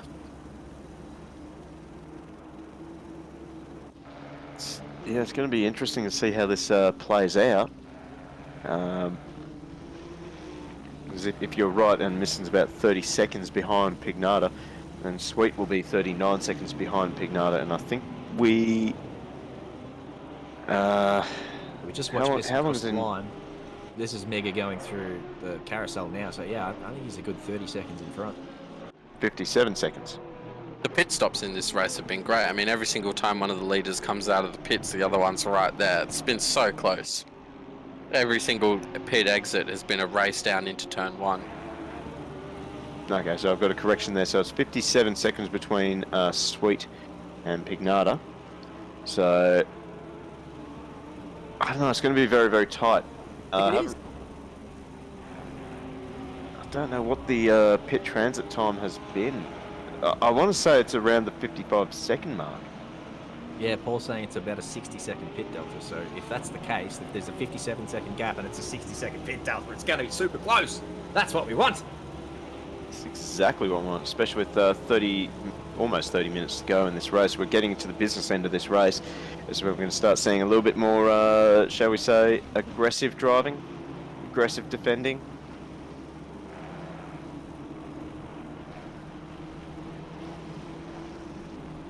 I haven't seen much progress from the winners of round 1, Sonicus. They're still way off the back of the number 3 Aston. As we see Josh Hill, sneaky little move around the outside of the Lambo. I think that was not for position, no. Oh, I might be wrong, actually. It is for position, but Charlie's got a pit stop to do, so not really for position. He's done that pretty well, though. He had a look down into turn 1. He didn't quite get it done there, but he obviously had a very quick first sector and managed to pull it off. So nice work, Josh. And just behind Mitchell, we've got Ty. Now, that Honda has had a bit of a rough day. I was going to say, tell me what's happened there, because Ty's much quicker than that. He's gone wide there in the carousel too, so I don't know if that's Jacob Weatherburn taking him for position. I'm not sure who that was that got past him. But Ty, yeah, looks to be a little bit out of position. What's happened to the Honda today? Well, within the first 30 minutes going through the last chicane, unfortunately, Lee, his teammate, while battling for 5th place with Misson, he went through the final chicane and just had mid-engined car problems. Bit of a whoopsie-poopsie. Yeah, it continued to turn left when he wanted to go right. That's unfortunate. Yeah, but that's how it is. That is, I suppose, the trade-off with the mid-engine car, and especially the rear-engine car. You get that nice, crisp response, but then it becomes unstable.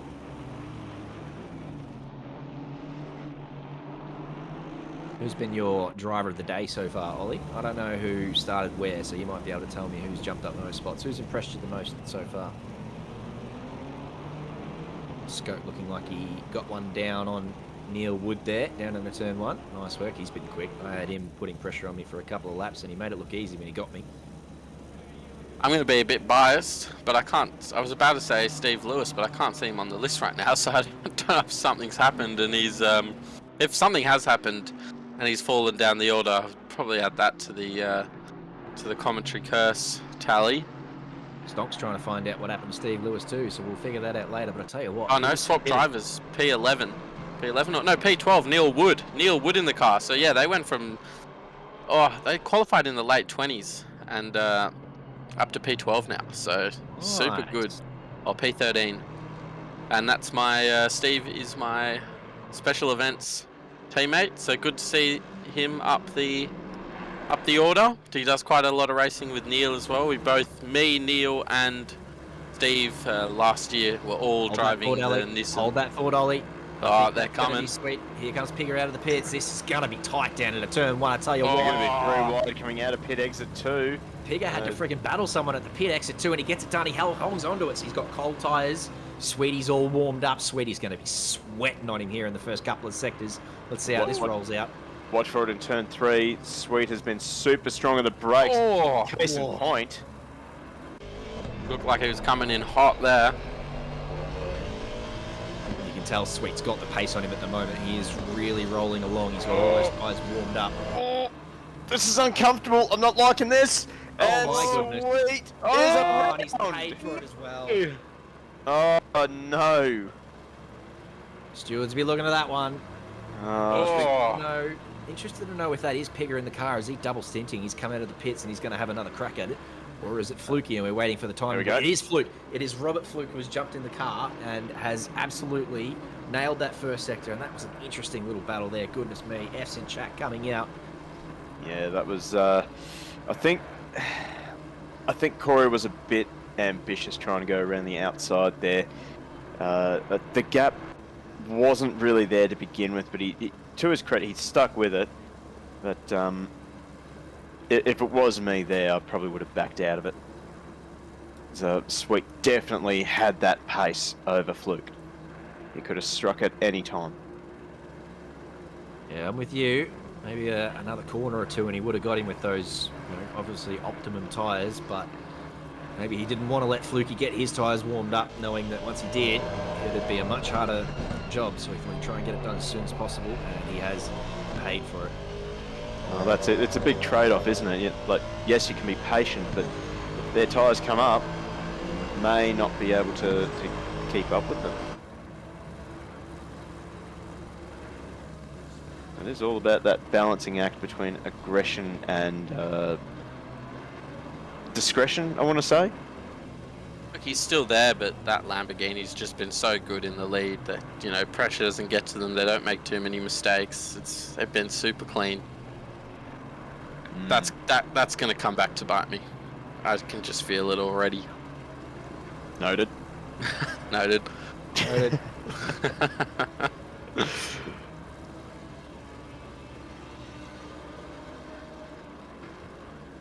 Well, it's not over for Fluke though, because Absolutely Brett he's bought into this. Rory hasn't lost out too much either. Like, I know he's sort of 7 seconds back, but he's still P3. So Yeah, still on the podium. Sneakers has had a pretty unfortunate race from Sneakers. But it's not over in the yet. lead. We've still got 30. We've still got 28 minutes left on the clock. Hell, I mean, even Coward could come through. Oh, Never know. that's Villalonga out there in the dirt. As we cursed those guys, didn't we? No, that wasn't a curse. No, that was ages ago. That was. I cursed Villalonga with a bad pun. But that's right, you did. Yeah, but I didn't curse his driving. That pun made Baby Jesus cry. I thought it was pretty good.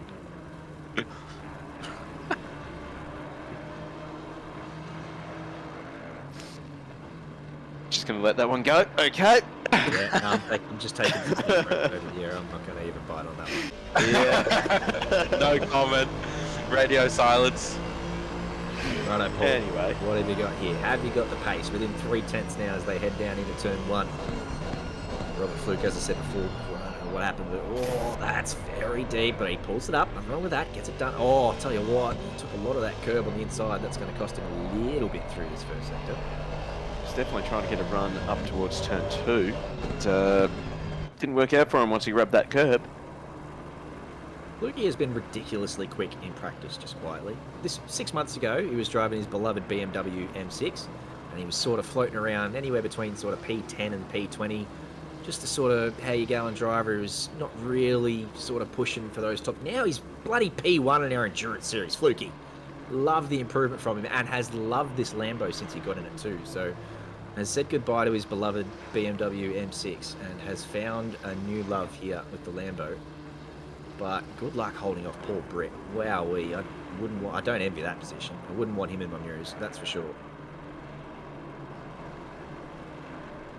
Oh, just a quick note, Corey Sweet is getting that gap down. It's down to 6.7 seconds now. So, you may have to deal with Corey Sweet again. You never know. Especially if he and Brett start battling. Exactly, yeah. If these two start getting into an argy-bargy, that'll really bring Corey back into it. I think it's going to have to be something catastrophic to get Sonicus back into the battle, unfortunately. So Yeah. I'll touch wood. Don't think it's going to be 2 rounds in a row for the number 9 Lexus. Now off to a good start, and fortunately a couple incidents sort of sent it downhill from there. No, Jan, it's fine. It wasn't a curse. I touched wood. It's fine. Everything's Wood fine. was touched.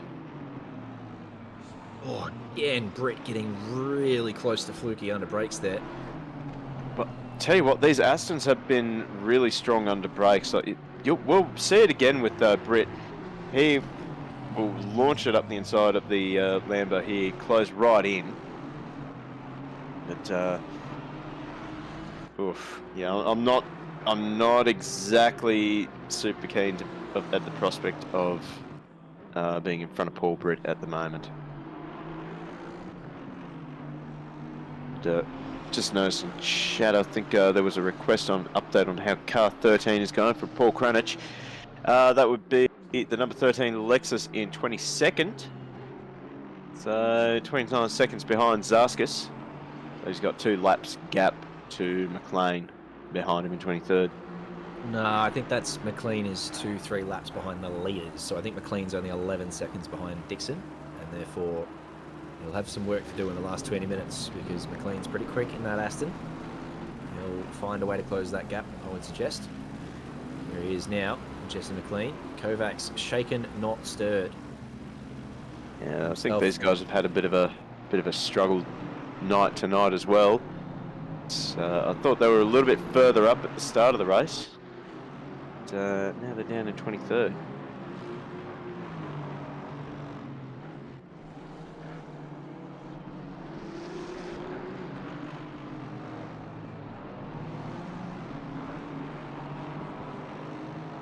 Who else is going well here? Picker's doing nicely up there at P10. Bushel right behind him, P11. Kovacs boys doing nicely. As I said, Scott Blair doing very nicely. He's been very quick. Up there in P12 at the moment. Oh, that was ambitious.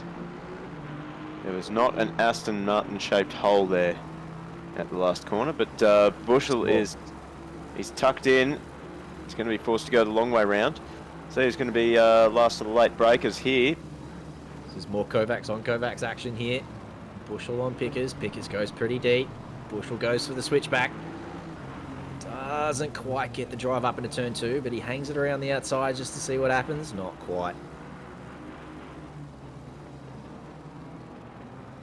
Yeah, not quite. Seeing some pretty smart driving at the moment. Bushel, he was desperately trying to work that that late apex, but it just wasn't working out for him. I got the impression at turn 2 that he backed off a little bit to try and set the switchback going into turn 3. So I think he just backed off a little bit too much. Which actually brings me to a question I want to ask you guys. What have you guys been making of the DRS games in Formula 1? Definitely looks stronger, but I don't know. I don't think the aero is, the cars can follow closely enough behind just yet to warrant getting rid of it. The only thing that I think is exciting, it's sort of like exciting to watch, but I'm not sure if it's like right, is watching Leclerc and Max's like strange little battles to actually see who can cross the DRS detection line second and then take the zone down the straight. Yeah, that's more what I was talking about. It's certainly been some smart driving from Leclerc, but he probably should have kept quiet about it after Bahrain, because I don't think Max would have clued in on it. Yeah, I think it adds a little twist to it, but I don't know if it's like, is it racing? Like, is it a bit weird that they're playing this game to sort of be second place when they cross the line and then take back first down the straight? I don't know. It's a weird one. What do they do? Just shorten the length of the DRS zones or something? And now, obviously, because we're not going to be removing DRS as a whole. No, it's way too effective. It's Put the short DR zones. Put the detection zones actually closer to the, like, because they're like often like a corner away from the actual start of the DRS zone.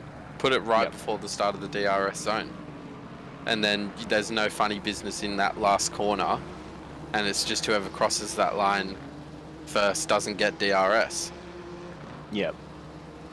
Maybe have the DRS detection zone a little bit after the apex. Yeah, after the apex, or exactly. But if you've got it sort of on the entry to the corner, then it's like, well, someone's just going to try and brake too hard, but then get a good exit, take first place and the DRS, and then it could also be dangerous as well. The way they're like trail braking around the corner more than they would typically to try and snag DRS was just I don't know.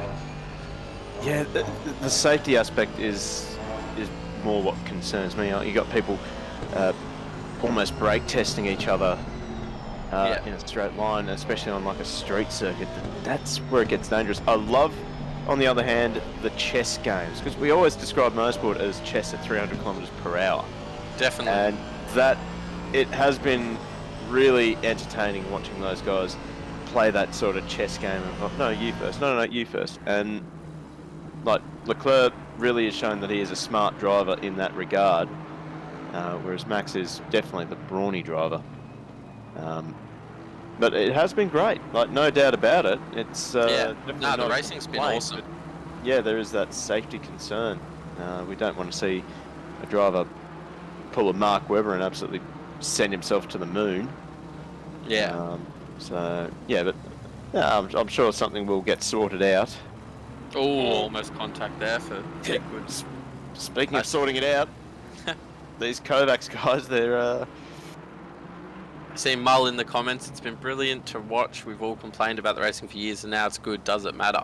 No, you're right. It has been brilliant to watch. It's just weird having a race to see, who's in second place going into the last corner before a DRS zone. The racing's been awesome. There's no doubt about that. It's just whether or not the line should be at the entrance to the last corner. It's just a bit, it's weird. It's like, the race to who can be second going into the last corner. It's a strange concept. You won't hear me talk much about safety concerns when we're bloody racing in Saudi Arabia with bloody missiles going off next Yeah, week. literally. Yes. I don't think it's so much a safety concern because, like, the way the cars are, sure, nobody's going to get hurt, but it's more like you don't want the two leading drivers taking each other out because of that weird little race for second place into the last corner. You want the battle to continue. It can be exciting watching the two leading drivers crash out, but it's, it won't. There we go again. So it won't happen if it's a 3-car battle. It's intelligent racing, to be honest, if 1v1. Yeah, it is intelligent. Like I said, they've got to do it. I mean, if you want the edge, these F1 drivers are going to do anything for the edge. That looked pretty close there. Yeah, Pickford finding those sausage curbs, and I thought, sorry, not Pickford. That was It was definitely Pickford. Yeah, you were watching Pickford having a red-hot crack at that chicane, trying to get up behind Bushell. Bushell's a very recent Pro-Am champion, though. He knows where to put the car. So, as I said, Kovacs on Kovacs battle there. They'll be being gentle, but I'll be interested to see how that goes in the last 5 minutes, how gentle Pickard stays. He'll want to make that move. He looks pretty quick. Yeah, well, his advantage is that he doesn't have to really rush that move. He's got 19 seconds to scotes at the moment. So it's not really absolutely crucial for Pickford to make the move. So he's got time to think it through and maybe just pick his spot, or perhaps just keep the pressure on, hope for a mistake from Bushell.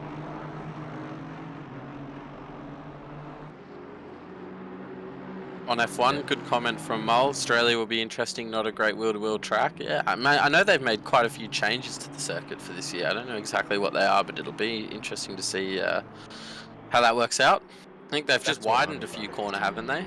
Oh, they've turned the chicane into a straight. They've widened a bunch of corners, opened up the radiuses of a few things, a heap of changes. So that'll be really interesting. I'm very much looking forward to seeing that.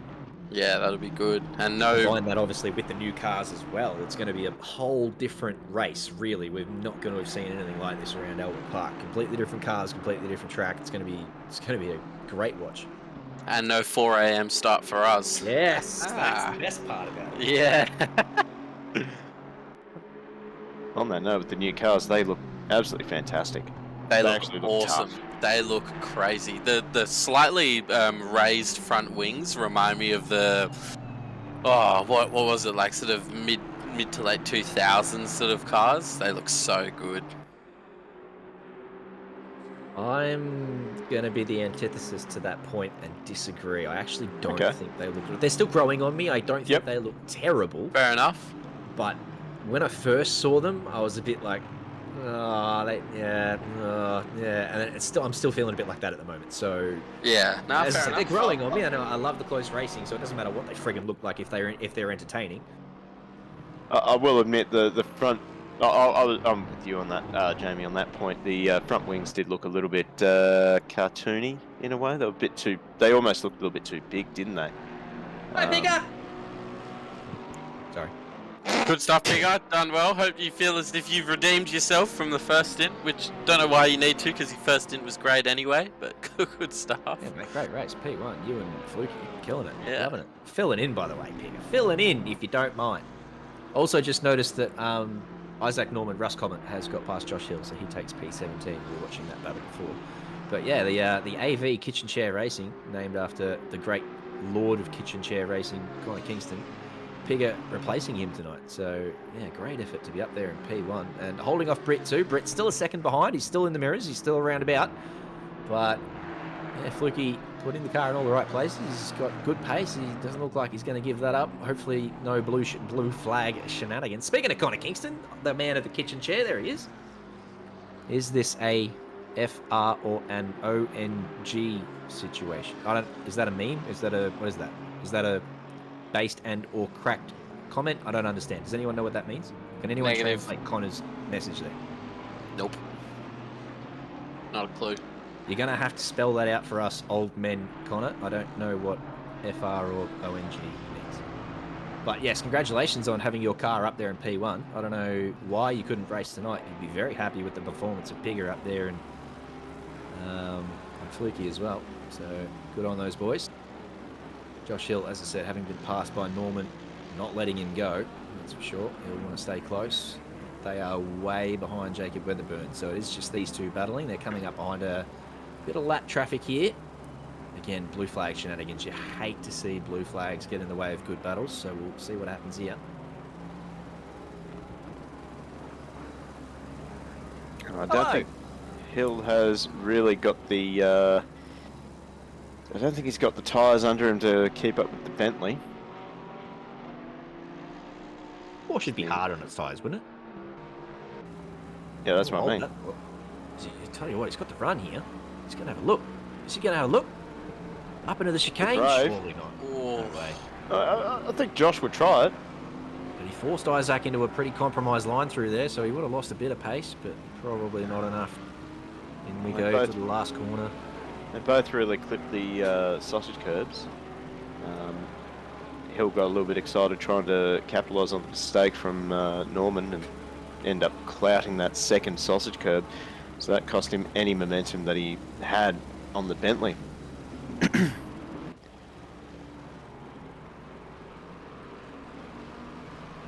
Now we've got a pair of Lexi here. Lexi. Yeah.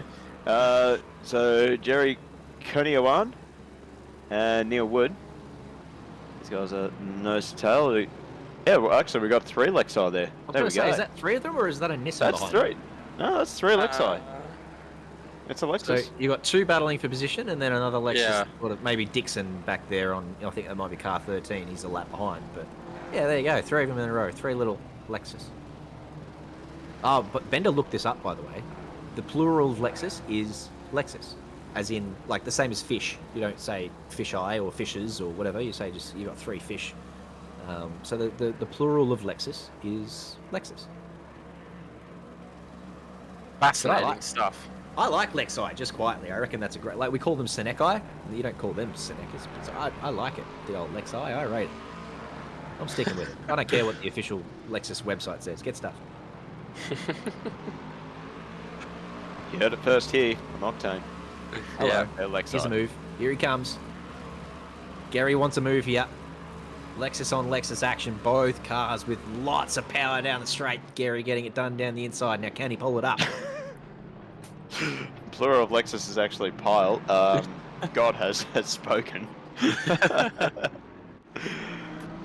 Nice work, Jerry, getting that one done. How should sausage curves be cooked? Good question. Oh, this Well, guy attacking the they're bloody. Curbs. They're curbs with a B, not curbs with a V. Secondly, they would be cooked on a barbecue, as all meat should. And not on the hot plate, I mean like over the flames.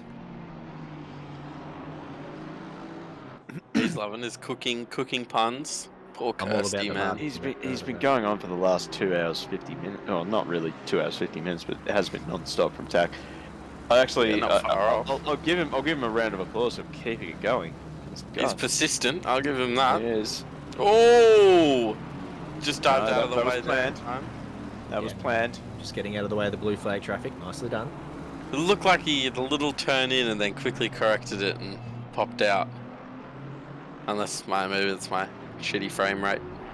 Warriors closed the gap here a little bit as Fluke and Britt have gone through some blue flag traffic, so he's within 5 seconds now. So he's not closing that gap super quickly, but he is closing it. And anything can happen in these last 10 minutes. We've seen races decided in the last 10 minutes. Take you back to Laguna Seca last year, where our lead car was leading right up until 4 minutes to go, and then got punted by a blue flag link, and that was the most disappointing and sad thing I've ever seen, I reckon. That's heartbreaking.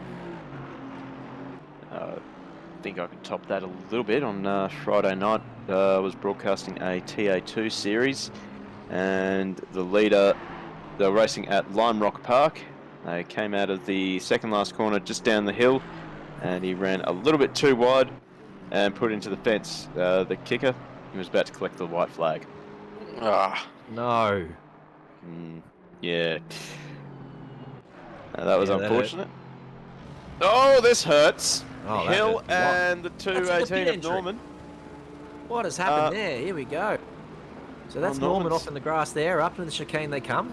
Hill thinks there's a chance through the chicane. I tell you what, he doesn't do too badly there, but oh, just I tapped think- him. He looked like he was going to get it done there as well. he did. He looked like he had it under control, but just got a little bit upset on the curbs. And Ambitious. yes. Oh, wow, unlucky right there. That'll be another one for the stewards. Megan D working overtime.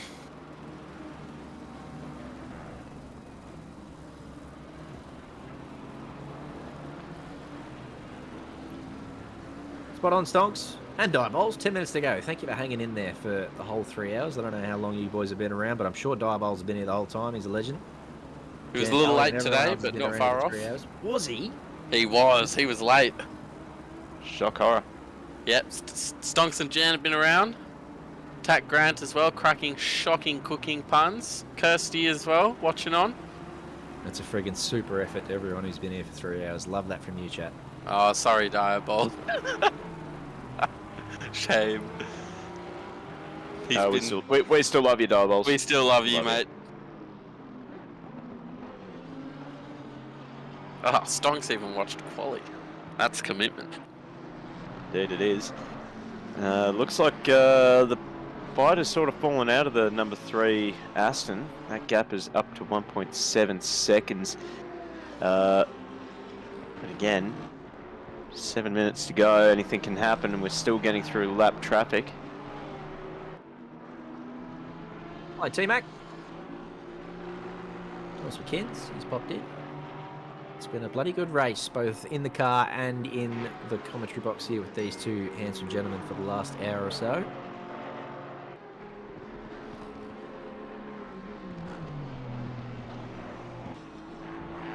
So with 7 minutes to go, Fluke looking really strong out the front, just opening up that gap a little bit now. 2 seconds it is to Paul Brett on screen as he comes around the last corner. Rory Sweet just hanging around that 5-second mark in P3. The Senekai currently in P4 with Karud and Nissen in P5. I tell you what, Malone and Ogold doing very nice up there at P6 too. Malone only just picking up ACC pretty recently, very quick in our F1 series. And Ogold, as I said before, also very quick and just filling in tonight. So jumping into BMW with probably low amount of practice. So those guys doing very nicely up there in P6. Viney, Villalonga, Bushell and Pickford rounding out the top 10. So 3 Kovacs drivers, 7, 9 and 10 there. And as we said before, Villalonga and Pass, the rookie drivers, if you don't mind, up there in P8. Love that. They are my drivers of the day, just quietly. Yeah, they're certainly up there with some great company, and they've just been, again, just driving a perfect endurance race, staying out of trouble, just keeping on ticking those laps, hitting the apex, getting your marks right. And that's what gets you good results in endurance racing, not so much just outright pace. Tell you who else will be very happy is Mitch Weatherburn. This is Jacob Weatherburn, and the two brothers racing currently in P14, P17. In round 1 at Imola, Jacob lapped his brother, mostly because I'm in car 222 and I'm bloody terrible. So I had a shit first stint and we got bloody lapped by Jacob, which really hurt Mitch. So he'll be very happily up there in P17 not being lapped by his brother. I'll tell you what, that Mercedes is looking super beat up there, Jacob. What has happened? Yeah. That was recent. We saw him obviously have an issue. We saw Gibbo have the issue before when he came together with... yeah, it's escaping me as well. But we saw it, he went into the wall, but then he went into the pits after that. So that damage is recent from Jacob. So he's now 7 seconds in front of Neil. He'll be struggling to hang on there. On board with Chris Brookie here, who's got Bryce Meddings behind him. He's trying to chase down Jesse McLean, 3/10 behind him. Yeah, we can forget the number 4 Lambo behind. He has got a drive-through. So it's really just a battle between McLean and Brooker. Is that the first? Well, there's one up there too, actually, for car 75. Jerry's got one. Oh, are they the first one on the drive-throughs left we've side. seen for track limits? Potentially, yeah. Haven't seen anything below the top 25 though. But I think everyone has been well behaved with track limits. There's not really a lot of places. That's an excellent effort over 3 hours. Nah, there is. There's 2 places in particular, especially coming out of turn, what is it, 3 or whatever. Yeah, Yep, definitely 3. on that exit. And that left-hander after the Schumacher S, that's a place to exceed track limits as well. Yep, spot on. Yep. Yep. So, all in all, two places. I mean, it's not like Mazzano or Paul Ricard. That's... Oh, 75 was a penalty. Okay. That's a massive whack then for... Not sure what that was about. Unsafe rejoin, apparently. Tell you what, he's close to Jacob Weatherburn. I hope that's not what that was. Maybe the unsafe rejoin is why we're seeing Jacob Weatherburn with so much damage, and that's why he's got a drive-through. Potentially. I don't want to accuse someone of something they didn't do. Who's that going down the inside? Goodness gracious, Bryce. That was... Lebloinski not quite getting that one right. That was not a good send at all. I was about to comment. No, that wasn't really a good send. Good awareness from the two drivers in front. They just sort of hesitated steering, and I will say for Meddings he did. Oh no, Brooker's got to drive through now. We just watched him go wide right there. I reckon that's exactly what just happened. We watched him go wide. We were just talking about that corner, and then slap drive through. Here's a replay. So here's what's happened to Jacob. There's no one near him, so he's done it himself. Oh, no! Seen that a few times tonight. In exactly the same spot that Gibbo went into the wall too. How about that? Yeah. That was uncomfortable watching that then. And I do find it's very surprising that we've seen majority of the Mercedes actually having problems with that final chicane. I would have thought Porsches or anything mid-engine would have struggled with that that chicane, but here's Brooker on McLean getting it done very nice and tidy up there. So he's got to drive through. He's not going to hold on to that position, but just a bit of bragging rights there with a minute and a half to go. He gets one done. Yeah, I think McLean probably thinking 2 minutes up the road. Doesn't need to get involved with someone with the drive-through, so let him through. Yeah, spot on. Very clever from Jesse there. So you don't serve this penalty, Chris, and he's all over that. With a couple of minutes to go. I wonder how long ago Bryce got his, though. He might have to serve his. You've got 3 laps to serve the drive-through. And so Chris is not going to serve his with only a minute to go. He'll just take the 30 seconds that the game adds on. But I think Bryce might have to. I reckon he got his 2 or 3 laps to go. But with a minute to go, Robert Fluke is going to come around and start off the final lap here with a 3.5 second gap to Paul Britt. So barring any calamities, this man in his beloved Lambo, I say beloved, it's probably beloved to him now. He's going to bring it home in P1. Pigger and Connor will be in chat. Very happy with that performance. So just the 1 lap to go now for Flukey. Been a great race from them. Britt and Sweet, as well as Sneakers, came pretty close, but just when they were out in the lead, no mistakes, pulled the gap. Pretty good, really good driving with the pressure on your shoulders, for sure. Yeah, start from pole position, and after briefly losing the lead at the start of the race and having that 4-way battle. That 4-way battle lasted more than 2 hours, I'll have to say. So honestly, all 4 drivers should honestly take a bow at the end of this race. That they put on a brilliant show for us. Absolutely. But, unfortunately, there can only be one winner, and barring, as Jamie said, any catastrophes, yeah, I'm honestly expecting the 616 to cross the line first. Yeah, just a couple of corners to go now. Hey, there's car 222. Looking good, Mitch. Yeah, up on the final straight.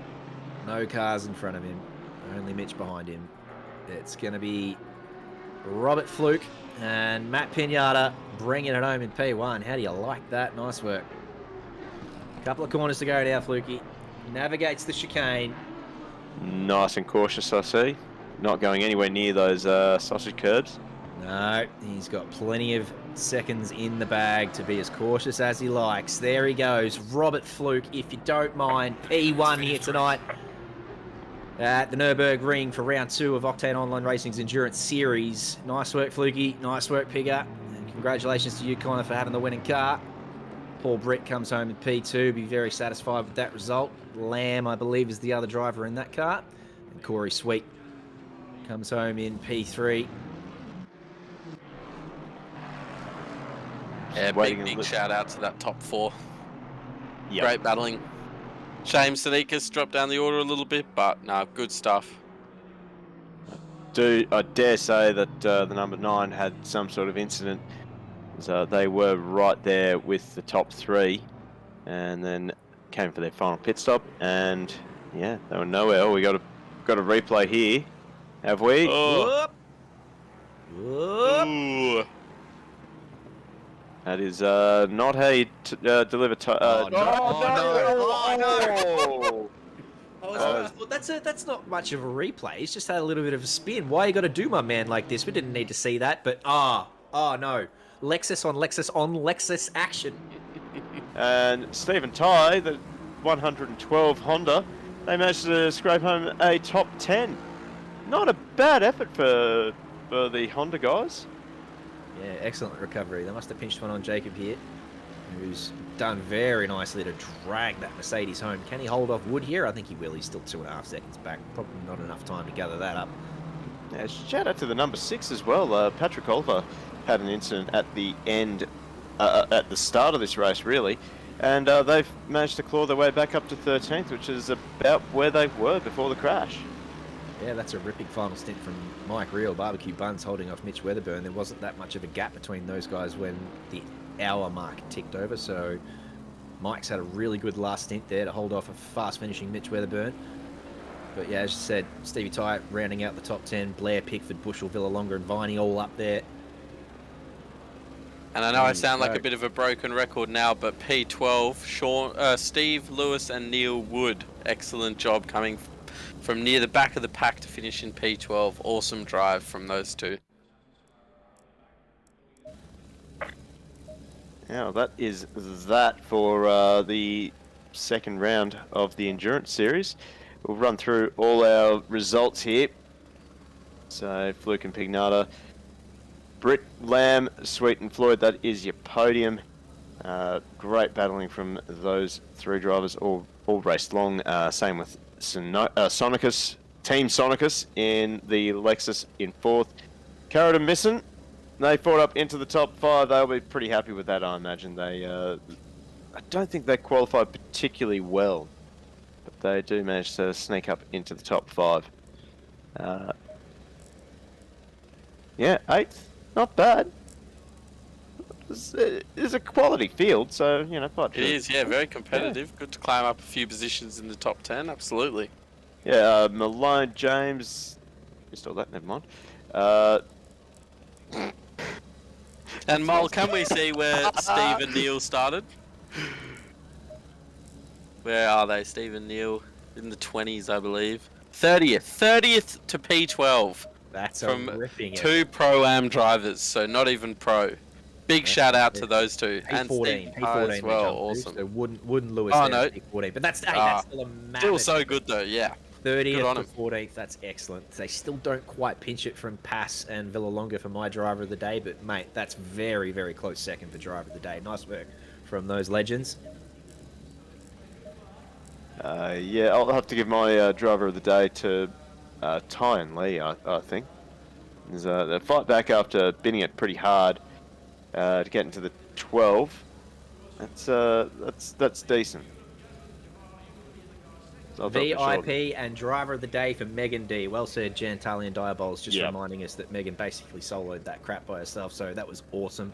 A couple other stewards popping in there too, especially a couple of drivers who I think had some hardware failure or some kunos things happened to them at the start, so they jumped out of the race and they didn't crack the sads. They went and jumped in the steward's box to give Megan a hand there, so love that from those boys as well. And you guys, hey, let's not forget the commentators, just quietly. Ollie Daniel, Matt Niparis for 3 hours, banged it out. Very nice work from you boys. Thank you very much for that. Thank you. I'm exhausted. It was no problem. We will be fired after this one though, because just for the Butler impressions. So nice knowing everyone. See you later. And a little bit of a score check on the commentator's curse. It was a tie actually. We both had 2. There you go. And congrats to JC for surviving. We're out for blood. Uncurse me, mate. I'm uncursable. No, that's false. Nice work, obviously, to Neil Alexander, too, in the background, giving us all the best shots. Much love to him. Go and become a bloody Patreon. That'll do us for round 2 here at the Nurburgring.